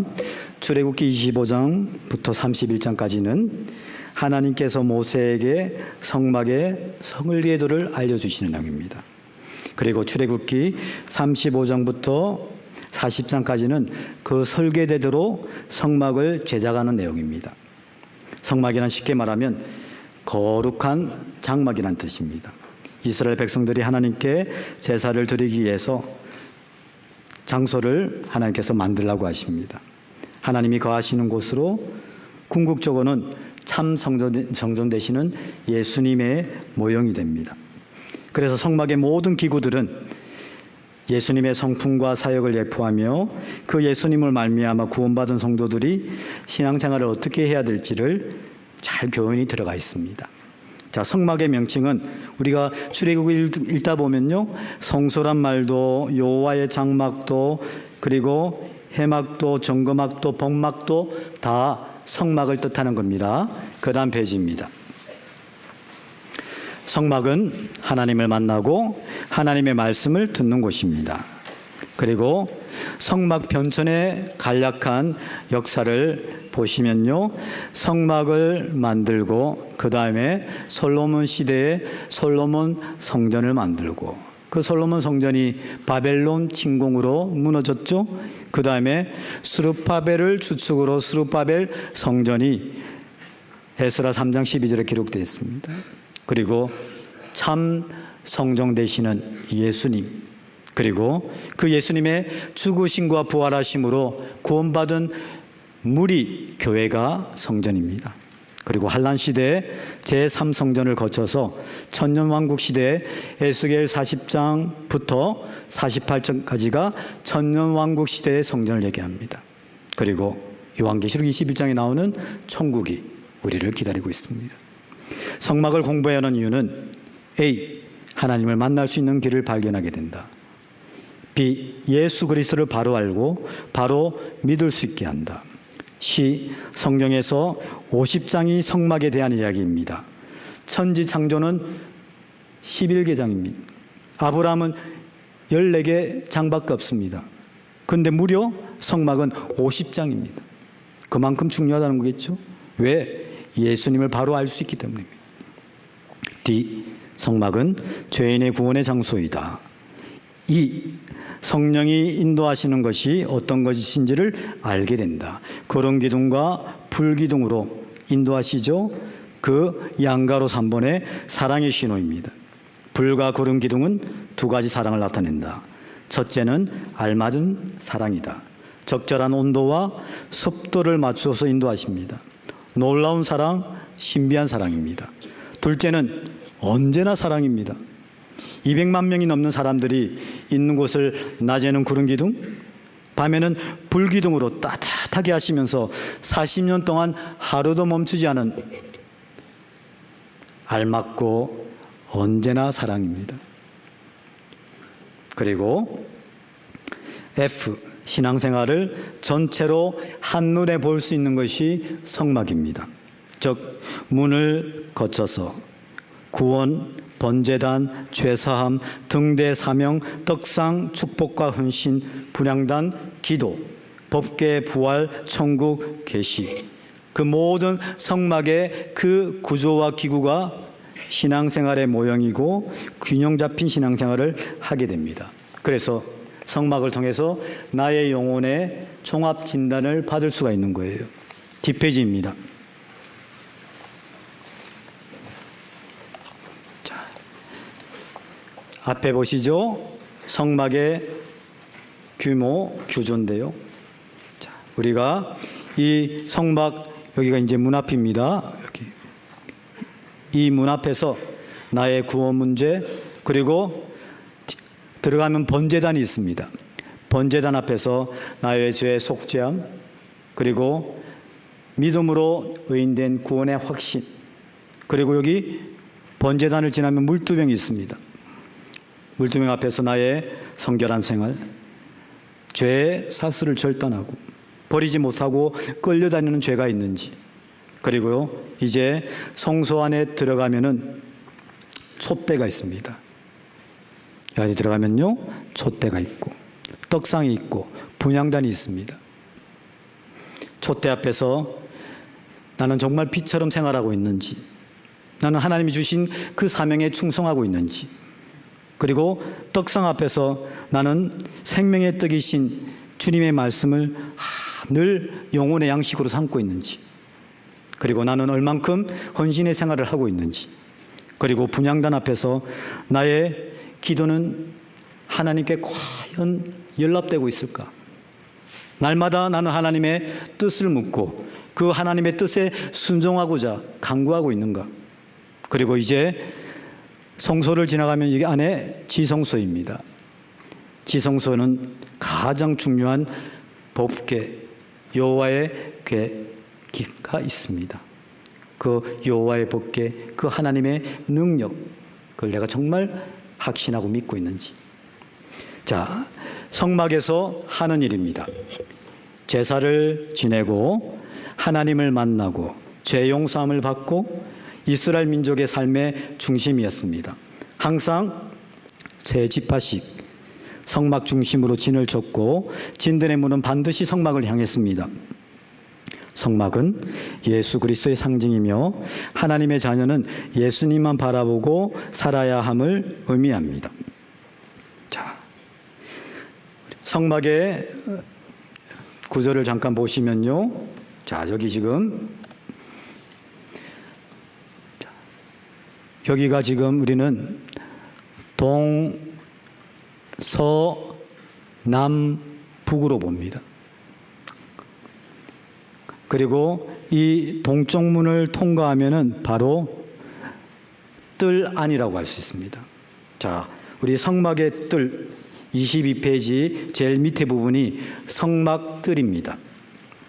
그 뜰 안에 번제단과 물두병이 있는 겁니다. 자, 성막의 뜰은 한마디로 그 옆에 울타리가 있습니다. 여기 울타리.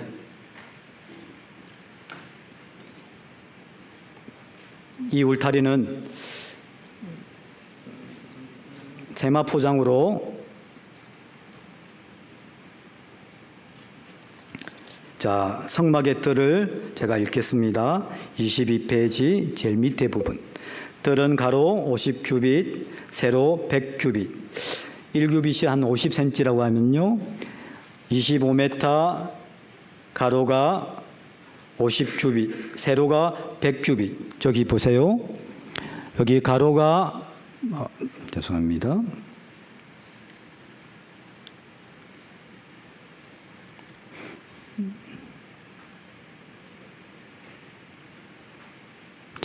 자, 여기가 가로입니다. 여기가 세로입니다. 여기가 가로가 50규빗이니까 25m, 세로가 한 50m에 한 378평 정도로 생각하면 됩니다. 그리고 동쪽에 있는 문 외에 모두가 세마포로 이렇게 가려져 있습니다. 세마포는 청결한 삶을 의미하고 울타리의 뜻은 십자가에서만 믿음으로 성결하게 되는 것을 의미합니다. 자, 어떤 사람도 결코 자신의 힘으로 성막의 벽을 넘어설 수 없고 오직 하나님께서 허락하신 동쪽의 문을 통해서만 들어갈 수 있습니다. 자, 여기 유일하게 있는 문이 여러분 여기 동쪽의 문입니다. 바로 여기.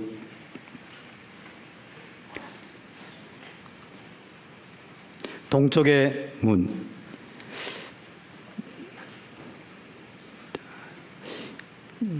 넓이가 20규빗, 10m 정도가 됩니다.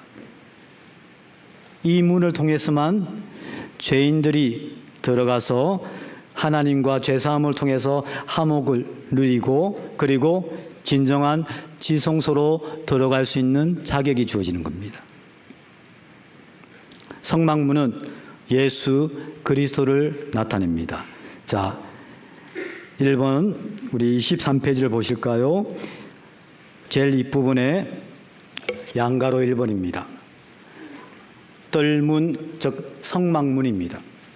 성막으로 들어가는 유일한 문이고 구원의 문이고 길 대신 예수님을 나타냅니다. 자, 옆에 지금 이렇게 기둥으로 세마포 울타리가 다 세워져 있습니다. 옆에 울타리가 세워져 있고 유일하게 들어갈 수 있는 동쪽 문으로 들어가게 됩니다. 들어가면은 나오는 것이 바로, 자, 동쪽 문으로 들어갔을 때, 자기의 죄를 깨달았을 때 죄물을 가지고 어느 문으로 들어가야 된다고요? 동쪽 문으로. 자, 죄인이 죄를 깨닫고 그 희생 제물을 가지고 동쪽 문으로 들어갑니다. 그리고 그 희생 제물이 자기 대신 피 흘려 죽는 겁니다. 피 흘려 죽은 제물을 어떻게 할까요? 여러분, 불태워야 됩니다. 불태우기 위해서 필요한 것이 제단, 번제단입니다. 자, 대신 죽은 희생 제물을 태우기 위해서 필요한 것이 여기 번제단입니다. 자, 방가로 2번 번제단, 출애굽기 27장 1절에서 8절까지 내용입니다. 제단은 대속으로 죽임을 당하는 곳, 죽은 동물의 피를 제단 바닥에 뿌리고 그 몸은 불태웁니다. 번제단을 통과하지 않고서는 성소에 들어갈 길이 없습니다. 누구든지 하나님께 나아가려면 앞에 잠깐 보시죠. 대신 죽는 희생제물이 필요합니다. 번제단에서 대속제물의 희생을 드려야지 죄사함을 얻습니다. 대속제물은 우리를 위해서 죽으신 예수 그리스도의 예표입니다. 예수님의 대속의 보혈 없이는 하나님께 나아갈 다른 길이 없습니다. 자, 이렇게 지금 희생제물이 불타고 있습니다. 그리고 그 희생제물의 피를 가지고 그 제단은 들다란 뜻이거든요. 그러니 성막문을 통해서 들어가면 제일 처음 만나는 것이 무엇이라고요? 번제단. 들려 올라지는 제단처럼 예수님께서 우리의 죄를 위해서 십자가에서 들어 올려진 겁니다. 그리고 여기에 내 모퉁이에는 뿔이 있거든요. 여기 번제단 위에 네 뿔이 있습니다. 그 네 뿔은 희생제물을 다 제단에 붙들고 결국은 그 희생제물의 피를 그 제단의 뿔에 바릅니다. 뿔은 힘과 능력을 상징합니다. 십자가는 고통과 고난으로 보일 수 있지만은 죄인을 구원할 수 있는 능력이 됩니다. 자, 이제 번제단을 지나면은 기다리고 있는 것이 무엇일까요? 바로 물두멍입니다. 자, 3번 양가로 3번 물두멍. 출애굽기 30장 17절 이하에 설명이 되어 있는데요. 이것은 노스로 만든 것인데 제사장은 그 임무를 수행하기 전에 여기서 손발을 씻었습니다. 이것은 번제단과 성소 사이에 놓여 있습니다. 자, 물두멍은요, 먼저 번제단을 거치고 물두멍이 있고 그 앞에 이제 성소, 지성소로 들어가게 됩니다. 여기 지금 번제단이 있죠? 그리고 여기 물두멍이 있습니다. 번제단, 성소 사이에 있는 것이 물두멍입니다. 제사장에게 물두멍은 아주 중요합니다.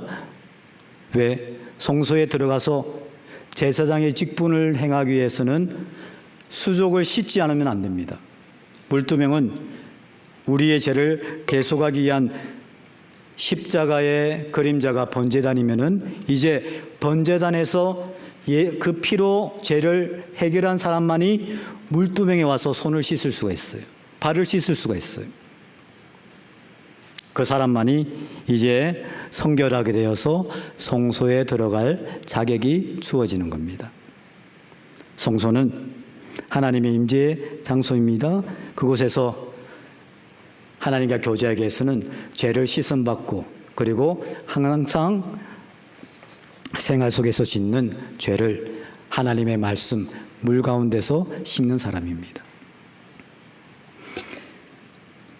자, 23페이지 뜰문을 들어가면은 번제단과 물두멍을 지나서 이제는 성막, 즉 성소와 지성소가 있는 성막으로 들어갑니다. 자, 여기 잠깐 보시죠. 번제단과 물두병을 지나서 이곳이 성막입니다.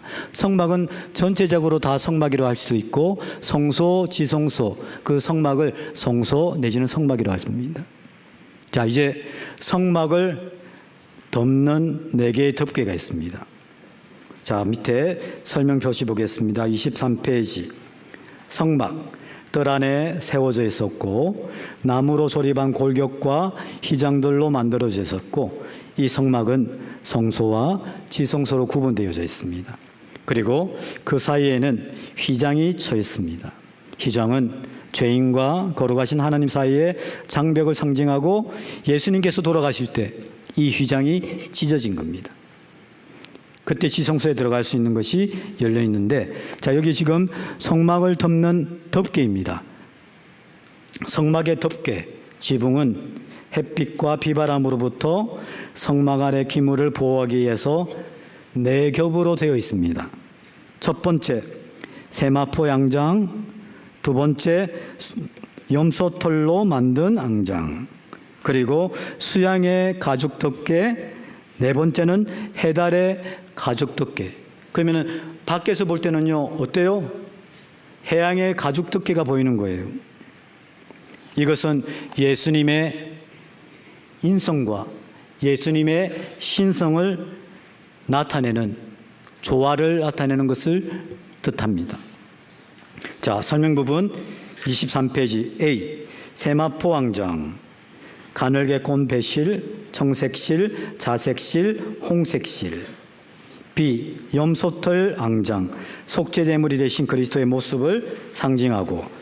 10번 수양의 가죽 덮개, 수양의 가죽과 해달 가죽은 앙장이라고 하지 않고 여러분 덮개라고 하였습니다.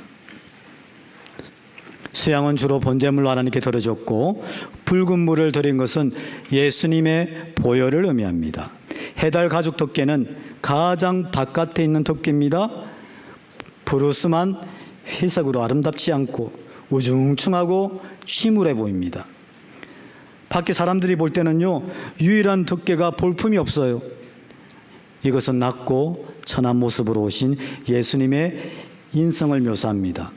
그러나 완전한 인간의 몸으로 오셔서 십자가의 고난을 당하시는 예수님을 의미함과 동시에 그 밑에 화살표 표시입니다. 성막의 덮개는 아주 초라했지만 성막의 안은 언제나 밝고 평화롭고 고요했습니다. 자, 여러분, 성막을 덮는 이제 4번째 덮개 안에 들어가면 어떨까요? 아무도 안 놀라시네. 너무 아름답잖아요. 금으로 완전히 휘장되어 있잖아요. 그 안에는 두려움도 공포도 없습니다. 대적의 위협도 없습니다. 덮개는 교회의 모습입니다. 교회의 겉모습은 초라해 보일지 모르지만 그 속에 하나님의 충만이 머물러 있습니다. 덮개는 성도들의 모습이 되기도 합니다. 성도의 겉모습은 초라해 보일지라도 하나님의 백성이며 존귀한 존재입니다. 자, 성소입니다. 성소는 안에 성소와 지성소로 나눠져 있는데 설명 부분 양가로 1번 성소. 여기에는 제사장만이 들어갈 수 있습니다. 그리고 앞에 성소 성막문입니다. 성막문에 들어가면은 그 성소 안에 떡상이 있고요. 그리고 금촛대 등대가 있고요. 그리고 분향단이 있습니다. 보여드릴게요. 자, 지금 여기 성소에 들어갔습니다. 보이는 것이 떡상이고 그리고 등대고 그리고 분향단입니다. 잘 보이십니까? 자, 여기 보면요, 이게 떡상이고 여기가 등대고요. 그리고 이 앞에 있는 것이 분향단입니다. 딱 들어간다고 생각해 보세요. 오른쪽에 진설병상, 떡상, 왼쪽에 금촛대, 등대, 그리고 성소와 지성소, 휘장 사이에 있는 것이 기도로 향을 올리는 분향단입니다. 자, 먼저 여기 떡상입니다. 설명 부분 떡상 니언입니다. 진설병상이라고도 하고요. 이 상 위에는 하나님 앞에 보이기 위한 떡을 진설해 놓았습니다. 제사장들이 이 떡을 먹었습니다. 성소의 남편에는, 즉 남쪽에는 등대가 있고 북쪽에는 떡상이 있고, 그리고 그 떡은 교제석에서 생명의 떡 대신 예수님의 몸을 상징합니다. 예수님은 십자가 위에서 자신의 몸을 온전히 바치셨을 뿐 아니라 성도들에게 생명의 양식이 되어 주십니다. 제사장들이 새 떡을 올리고 먼저 진설했던 떡을 먹는 것처럼 생명의 떡 대신 예수 그리스도를 우리 마음에 받아들이고 예수 그리스도께서 우리를 위해 하신 일들을 하나하나 되새기면 그것이 바로 생명의 떡 대신 예수 그리스도를 먹는 일입니다. 자, 떡상 진설병상 앞에 뭐가 있을까요? 바로 금촉대, 등대가 있습니다. 자, 등대, 금촉대는 설명 부분 제가 읽겠습니다. 이것은 정금으로 만들어졌으며 역시 정금으로 만든 7개의 동잔을 밝혀주는 되었다. 여기 한번 보셔요. 하나, 둘, 셋, 넷, 다섯, 여섯, 일곱. 예수 그리스도를 중심으로 가지가 퍼져 있습니다. 줄기가 퍼져 있습니다. 이 금 촛대에서 밝혀지는 불빛은 생명의 빛 대신 예수님을 가리킵니다. 성소 안은요 어두웠어요. 그러나 그 어둠을 이 등대가, 금 촛대가 밝혀주듯이 이스라엘도 이 세상을 밝혀주어야 했고, 그리고 이제는 우리가 이 세상 밝혀주는 역할을 담당하고 있습니다. 자, 24페이지 제일 밑에 부분 등대의 특징. 믿음. 등대는 금으로 만들어졌습니다. 금은 믿음을 뜻하고요. 그 다음 페이지 고난. 등대는 만들 때 금을 쳐서 만들었어요. 실제로 금을 쳐서 만든 것은 예수님이 채찍에 맞으면서 고난을 당하신 걸 얘기합니다. 고난 없이 빛의 생활을 밝히기는 어렵습니다. 그래서 이 기구 성물 중에서 가장 만들기 어려운 것이 이 금촉대 등대였습니다. 성도들이 사단의 그 방해와 유혹에서 세상에 빛되는 삶을 사는 것이 어려운 것입니다. 그리고 사명, 그리고 성령, 연결, 능력, 그리고 연합입니다. 연합 부분, 등대부는 늘 꺼지지 않도록 감금해야 합니다. 빛된 생활을 하려면 늘 내 안을 점검해야 합니다. 빛은 한 개만 내서는 안 됩니다. 7개가 모두 드러나야 그 밝기가 환합니다. 우리가 하나 되었을 때, 우리가 연합되었을 때 그 힘은 하나님의 능력, 기적을 불러일으킵니다. 자, 그리고 그 다음이 여기 분향단입니다. 여기 분향단. 분향단 출애굽기 30장 1절 이하에 설명이 되어 있는데요. 성소에 들어가면 오른쪽에 진설병상이 있고 왼쪽에 등대가 있고 이제 정면 안쪽 지성소 바로 앞에 분향단이 있습니다. 성소와 지성소를 구분하는 휘장 바로 앞에 있어요. 향은 기도를 의미하고 있고 황단 위에서 올라가는 향연은 부활 성천하셔서 지금도 우리를 위해서 간구하시는 그리스도의 중보 사역을 예표합니다. 항상 아침 저녁으로 향을 살렸고요. 제사장이 분향하고 있을 때 백성들은 자지 않고 함께 기도하고 있었습니다. 여러분, 성막에는 번제단과 분향단 2개의 단이 있습니다. 번제단은 아까 전에 들어가자마자 성막 뜰 안에 있었습니다. 노스로 만들었고 그것은 십자가에서 우리 죄를 위해서 죽으신 예수님을 상징합니다. 그리고 분향단은 이제 성소에 들어와서 이 분향단에서 기도합니다. 이 분향단은 노스로 만든 것이 아니라 아까 전에 금으로 만들었습니다. 예수님의 부활을 이야기합니다. 성천하시고 우리를 위해서 중보 기도하시는 예수님을 뜻합니다. 자, 여기 하살표 표시 그리스도께서 먼저 번제단인 십자가의 고난을 통과하신 후에 부활 성천하셔서 하늘 성소에서 우리를 위해서 간구하고 계십니다. 성도도 번제단을 통과한 후에 분향단 앞에 나올 수 있습니다. 속죄함을 받은 그리스도인만이 기도하게 되고 그 기도를 연락하십니다. 자, 향제도를 통한 기도의 교훈, 이것은 이제 그 구체적으로 어떤 교훈이 있는지를 나중에 읽어보십시오.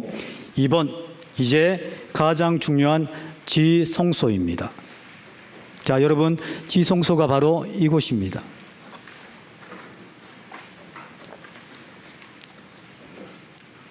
앞에 잠깐 보시면 이제 성소에 들어가면요, 오른쪽에 뭐가 있다고 했습니까? 오른쪽에 진설병상, 떡상, 이스라엘 민족의 12개의 지표, 6개씩 떡이 놓여져 있습니다. 그리고 왼쪽에는 뭐가 있습니까? 등대. 그리고 가운데는 기도하는 분향단. 그 뒤에 뭐가 있을까요? 여러분, 휘장이 있습니다. 이 휘장이 예수님의 십자가의 죽으심으로 찢어졌습니다. 휘장은 성소와 지성소를 나누는 장입니다. 가장 깊숙이 있어서 일반 사람들이 볼 수 없는 휘장입니다. 휘장은 하나님과의 막힘과 분리를 뜻합니다. 지성소가 성소와 다른 곳임을 우리에게 이야기합니다. 그 휘장에는 예수님의 4가지 색깔을 다 하고 그 성막물에 없는 그룹을 휘장에 수놓아 만들었습니다. 여기 보세요. 그룹이 있잖아요. 그리고 휘장이 찢어졌습니다. 십자가에서 못 박히실 때 그 휘장이 찢어지고, 그리고 히브리서 10장 19절 이하에는 이 휘장이야말로 예수님의 몸이라고 말씀하십니다. 이로부터 밑으로 찢어지게 한 것은 하나님이 하신 것입니다. 하나님께서 구원을 완성하셨다는 의미입니다.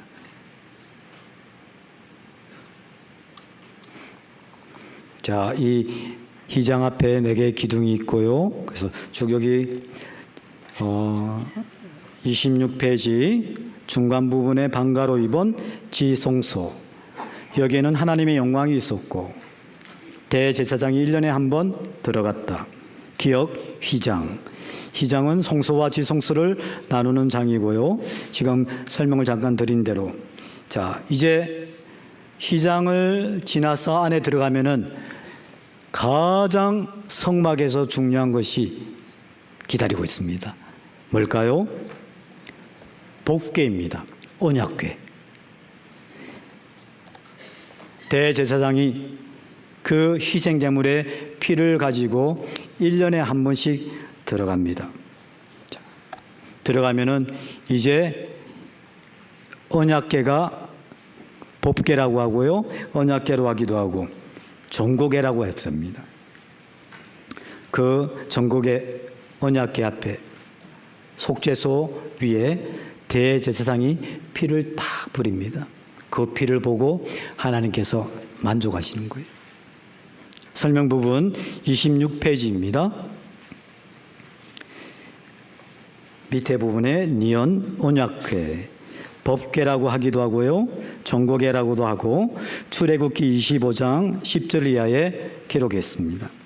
언약궤는 성막의 모든 기구들 가운데 가장 중요하며 예수 그리스도의 가장 완벽한 묘형이 된다. 이 언약궤는 하나님께서 속죄를 근거로 하여 은혜 가운데서 자기 백성과 만나신다는 것을 상징했다. 그 다음 페이지입니다.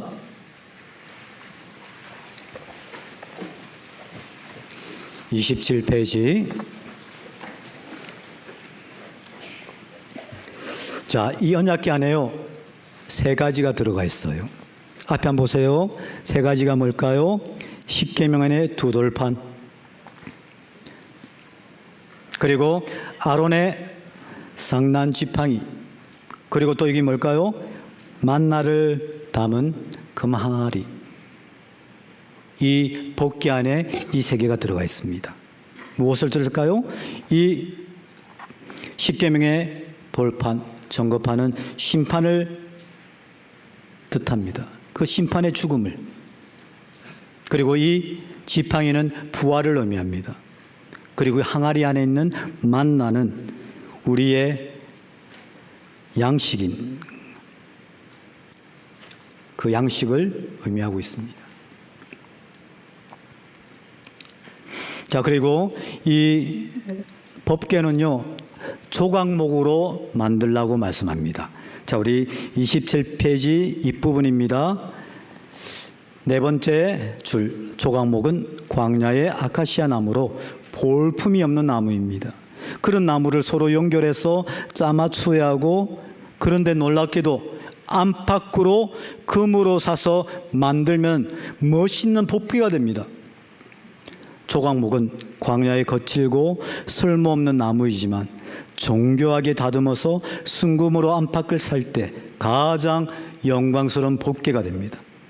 우리는 허물 많고 가치 없는 조각목 같은 존재이나 예수 그리스도의 순금으로 입혀질 때 하나님의 거룩한 임재를 담는 성전이 됩니다. 자, 법궤는 하나님을 임재를 뜻하고 하나님의 말씀을 뜻하고, 그래서 법궤가 광야에서 이스라엘 민족을 인도했습니다. 항상 법궤가 먼저 앞에 나갔습니다. 그러면 법궤를 따라서 항상 이스라엘 민족은 인도함을 받고 나가는 겁니다. 우리도 마찬가지입니다. 주님과 함께, 주님의 말씀과 함께 부활과 소망의 인도함을 받아서 나가면은 우리 앞에 있는 모든 장벽은 허물어집니다. 그래서 여호수아 6장의 여리고성을 무너뜨릴 때 제사장들이 법궤를 메고 먼저 성을 돌았습니다. 다음 주부터 대전도 집회, 하계 수양회, 우리의 그 언약궤, 법궤 되시는 하나님의 말씀 중심으로 우리가 전도할 때 크고 엄청난 구원의 역사가 일어나리라 생각합니다. 자, 속죄소 시온자입니다. 자, 여러분, 자, 속죄소는 무엇이냐? 언약궤의 뚜껑입니다.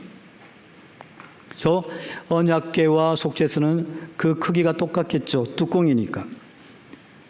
지금 이 부분을 속죄소라고 얘기합니다. 속죄소 위에 피를 뿌리는 거예요. 자, 설명 부분 27페이지 뒤것입니다. 속죄소, 시은자라고도 이야기합니다. 언약궤의 뚜껑이므로 언약궤 상부의 크기와 같다. 재료는 나무가 전혀 사용되지 않고 정금으로만 되어 있고 전지전능하신 하나님의 보좌를 의미한다. 하나님의 은혜가 시행되는 자리입니다. 그룹들의 날개가, 여기 보세요. 그룹들의 날개가 그 위를 드리고 있습니다. 속죄일에 이 속죄소 위에 피를 뿌리고 희생의 피로서 이 피가 죄를 속하게 합니다. 자, 언약궤, 여러분, 언약궤 자체는 죄인을 심판하고 정죄하는 심판의 보좌입니다. 그러나 감사하게도 속죄소를 만들어 주셨어요. 그 언약궤 위에 두라고 하십니다. 그것은 바로 죄인의 죄를 덮어주시고 그 죄를 용서해 주시고 속량해 주신다는 의미입니다. 자, 그래서 시은자라고도 얘기합니다. 자, 시은자 말 그대로 은혜를 베푸는 자리입니다. 신약에서는 화목제물로 번역이 되었고 속죄소는 우리의 중보자 되시며 화목제물이신 예수 그리스도를 의미합니다. 매년마다 대속죄일이 되면은 대제사장 아론은 세마포 옷을 입고 속죄제의 피를 가지고 휘장 안으로 들어가서 그 피를 속죄소 위에 뿌리는 겁니다. 그리고 앞에도 뿌리는 겁니다. 자, 속죄소의 특징, 금을 쳐서 만들었고요. 그리고 비번, 그룹의 날개로 속죄소를 덮고 얼굴은 속죄소를 향하고 그룹들은 천사, 구원받은 성도를 의미하고 하나님의 유형과 권능을 상징하고, 에덴 동산에서는 그룹들과 화영검으로 생명나무의 길을 지켰지만 속죄소에서는 그룹들이 죄인들을 환영하고 있습니다. 그들의 손에는 검이 없습니다. 오직 피를 바라보고 있습니다. 주님의 재림과 더불어 심판이 시작될 것이고 은혜의 때는 지나가고 이제는 아무도 구원받을 수 없게 됩니다. 은혜의 보좌는 끝이 나고 심판의 보좌만 남게 되기 때문에 우리는 은혜의 보좌 앞에 하루속히 이뤄진 영혼들이 나아갈 수 있도록 인도하고 전도해야 됩니다. 자, 성막과 신앙생활은 또 읽어보시고요. 이제 21번 출애굽기 28장에는 제사장의 자격을 말씀하시면서 아론의 줄기여야 한다 쭉 말씀하십니다. 다음 페이지입니다. 29페이지.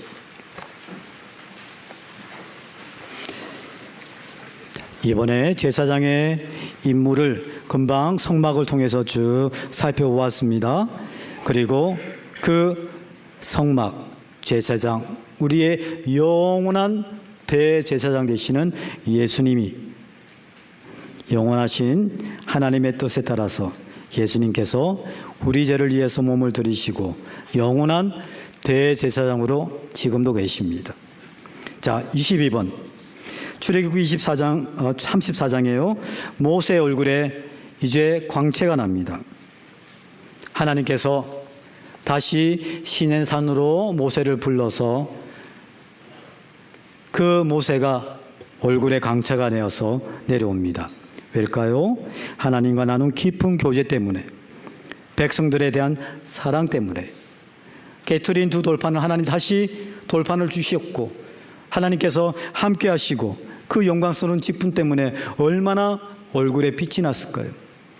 우리 인천교회 형제자매님들 얼굴에 빛이 나요.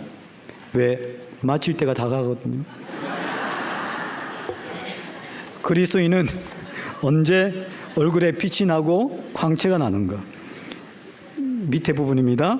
자신이 구원을 받을 때, 가족들에게 복음을 전해서 구원받을 때, 전도할 사람이 침례를 받을 때, 내가 전도한 사람이 교제 가운데 열심히 살아가는 것을 볼 때, 주님의 일을 충성스럽게 할 때, 매년 여름 수양회 때 많은 분들의 수고와 헌신으로 구원받는 역사가 크게 나타날 때, 환경도 열악하고 더위와 봉사활동으로 수고를 많이 하지만 모든 분들의 얼굴에 광채가 납니다. 왜냐하면 주님의 역사를 직접 보고 큰 위로와 감동을 받기 때문입니다. 자, 마지막 출애굽기 40장. 아까 전에 우리가 살펴보았습니다. 출애굽기 40장 34절 35절에 성막을 세우고 이제 여호와의 영광이 성막에 충만했습니다. 출애굽기 40장 34절에 그 후에 구름이 해막에 덮이고 여호와의 영광이 성막에 충만하며, 모세가 해막에 들어갈 수 없었으니 이는 구름이 해막 위에 덮이고 여호와의 영광이 성막에 충만함이었으며, 하나님께서 우리에게 하나님의 영광을 나타내기 위해서 우리를 구원해 주셨습니다. 그리고 그 성막, 그리고 충만하고 하나님의 영광을 통해서 우리가 늘 하나님과의 깊은 교제 속에서 성령 충만함을 누리기를 원합니다. 자, 아까 전에 성막 세 부분으로 나눌 수 있습니다. 동쪽문을 들어가서 성막 뜰 안에, 내가 지금 뜰 안에만 있는지, 내가 지금 봉사만 열심히 하고 있는지, 내 속에는 기쁨도 자원하는 마음도 즐거움도 없이 뜰 안에서만 계속 누빌 수 있습니다. 그리고 성소로 들어갑니다.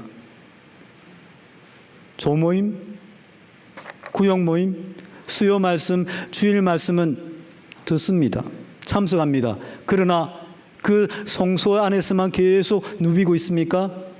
이제 지성소 안에 들어가서 주님과 친밀한 교제 가운데 내 안에 성령 충만함으로 주님의 영광을 위해서 주님의 복음을 우리가 힘있게 남은 올 한 해 전해야 될 거라고 생각합니다.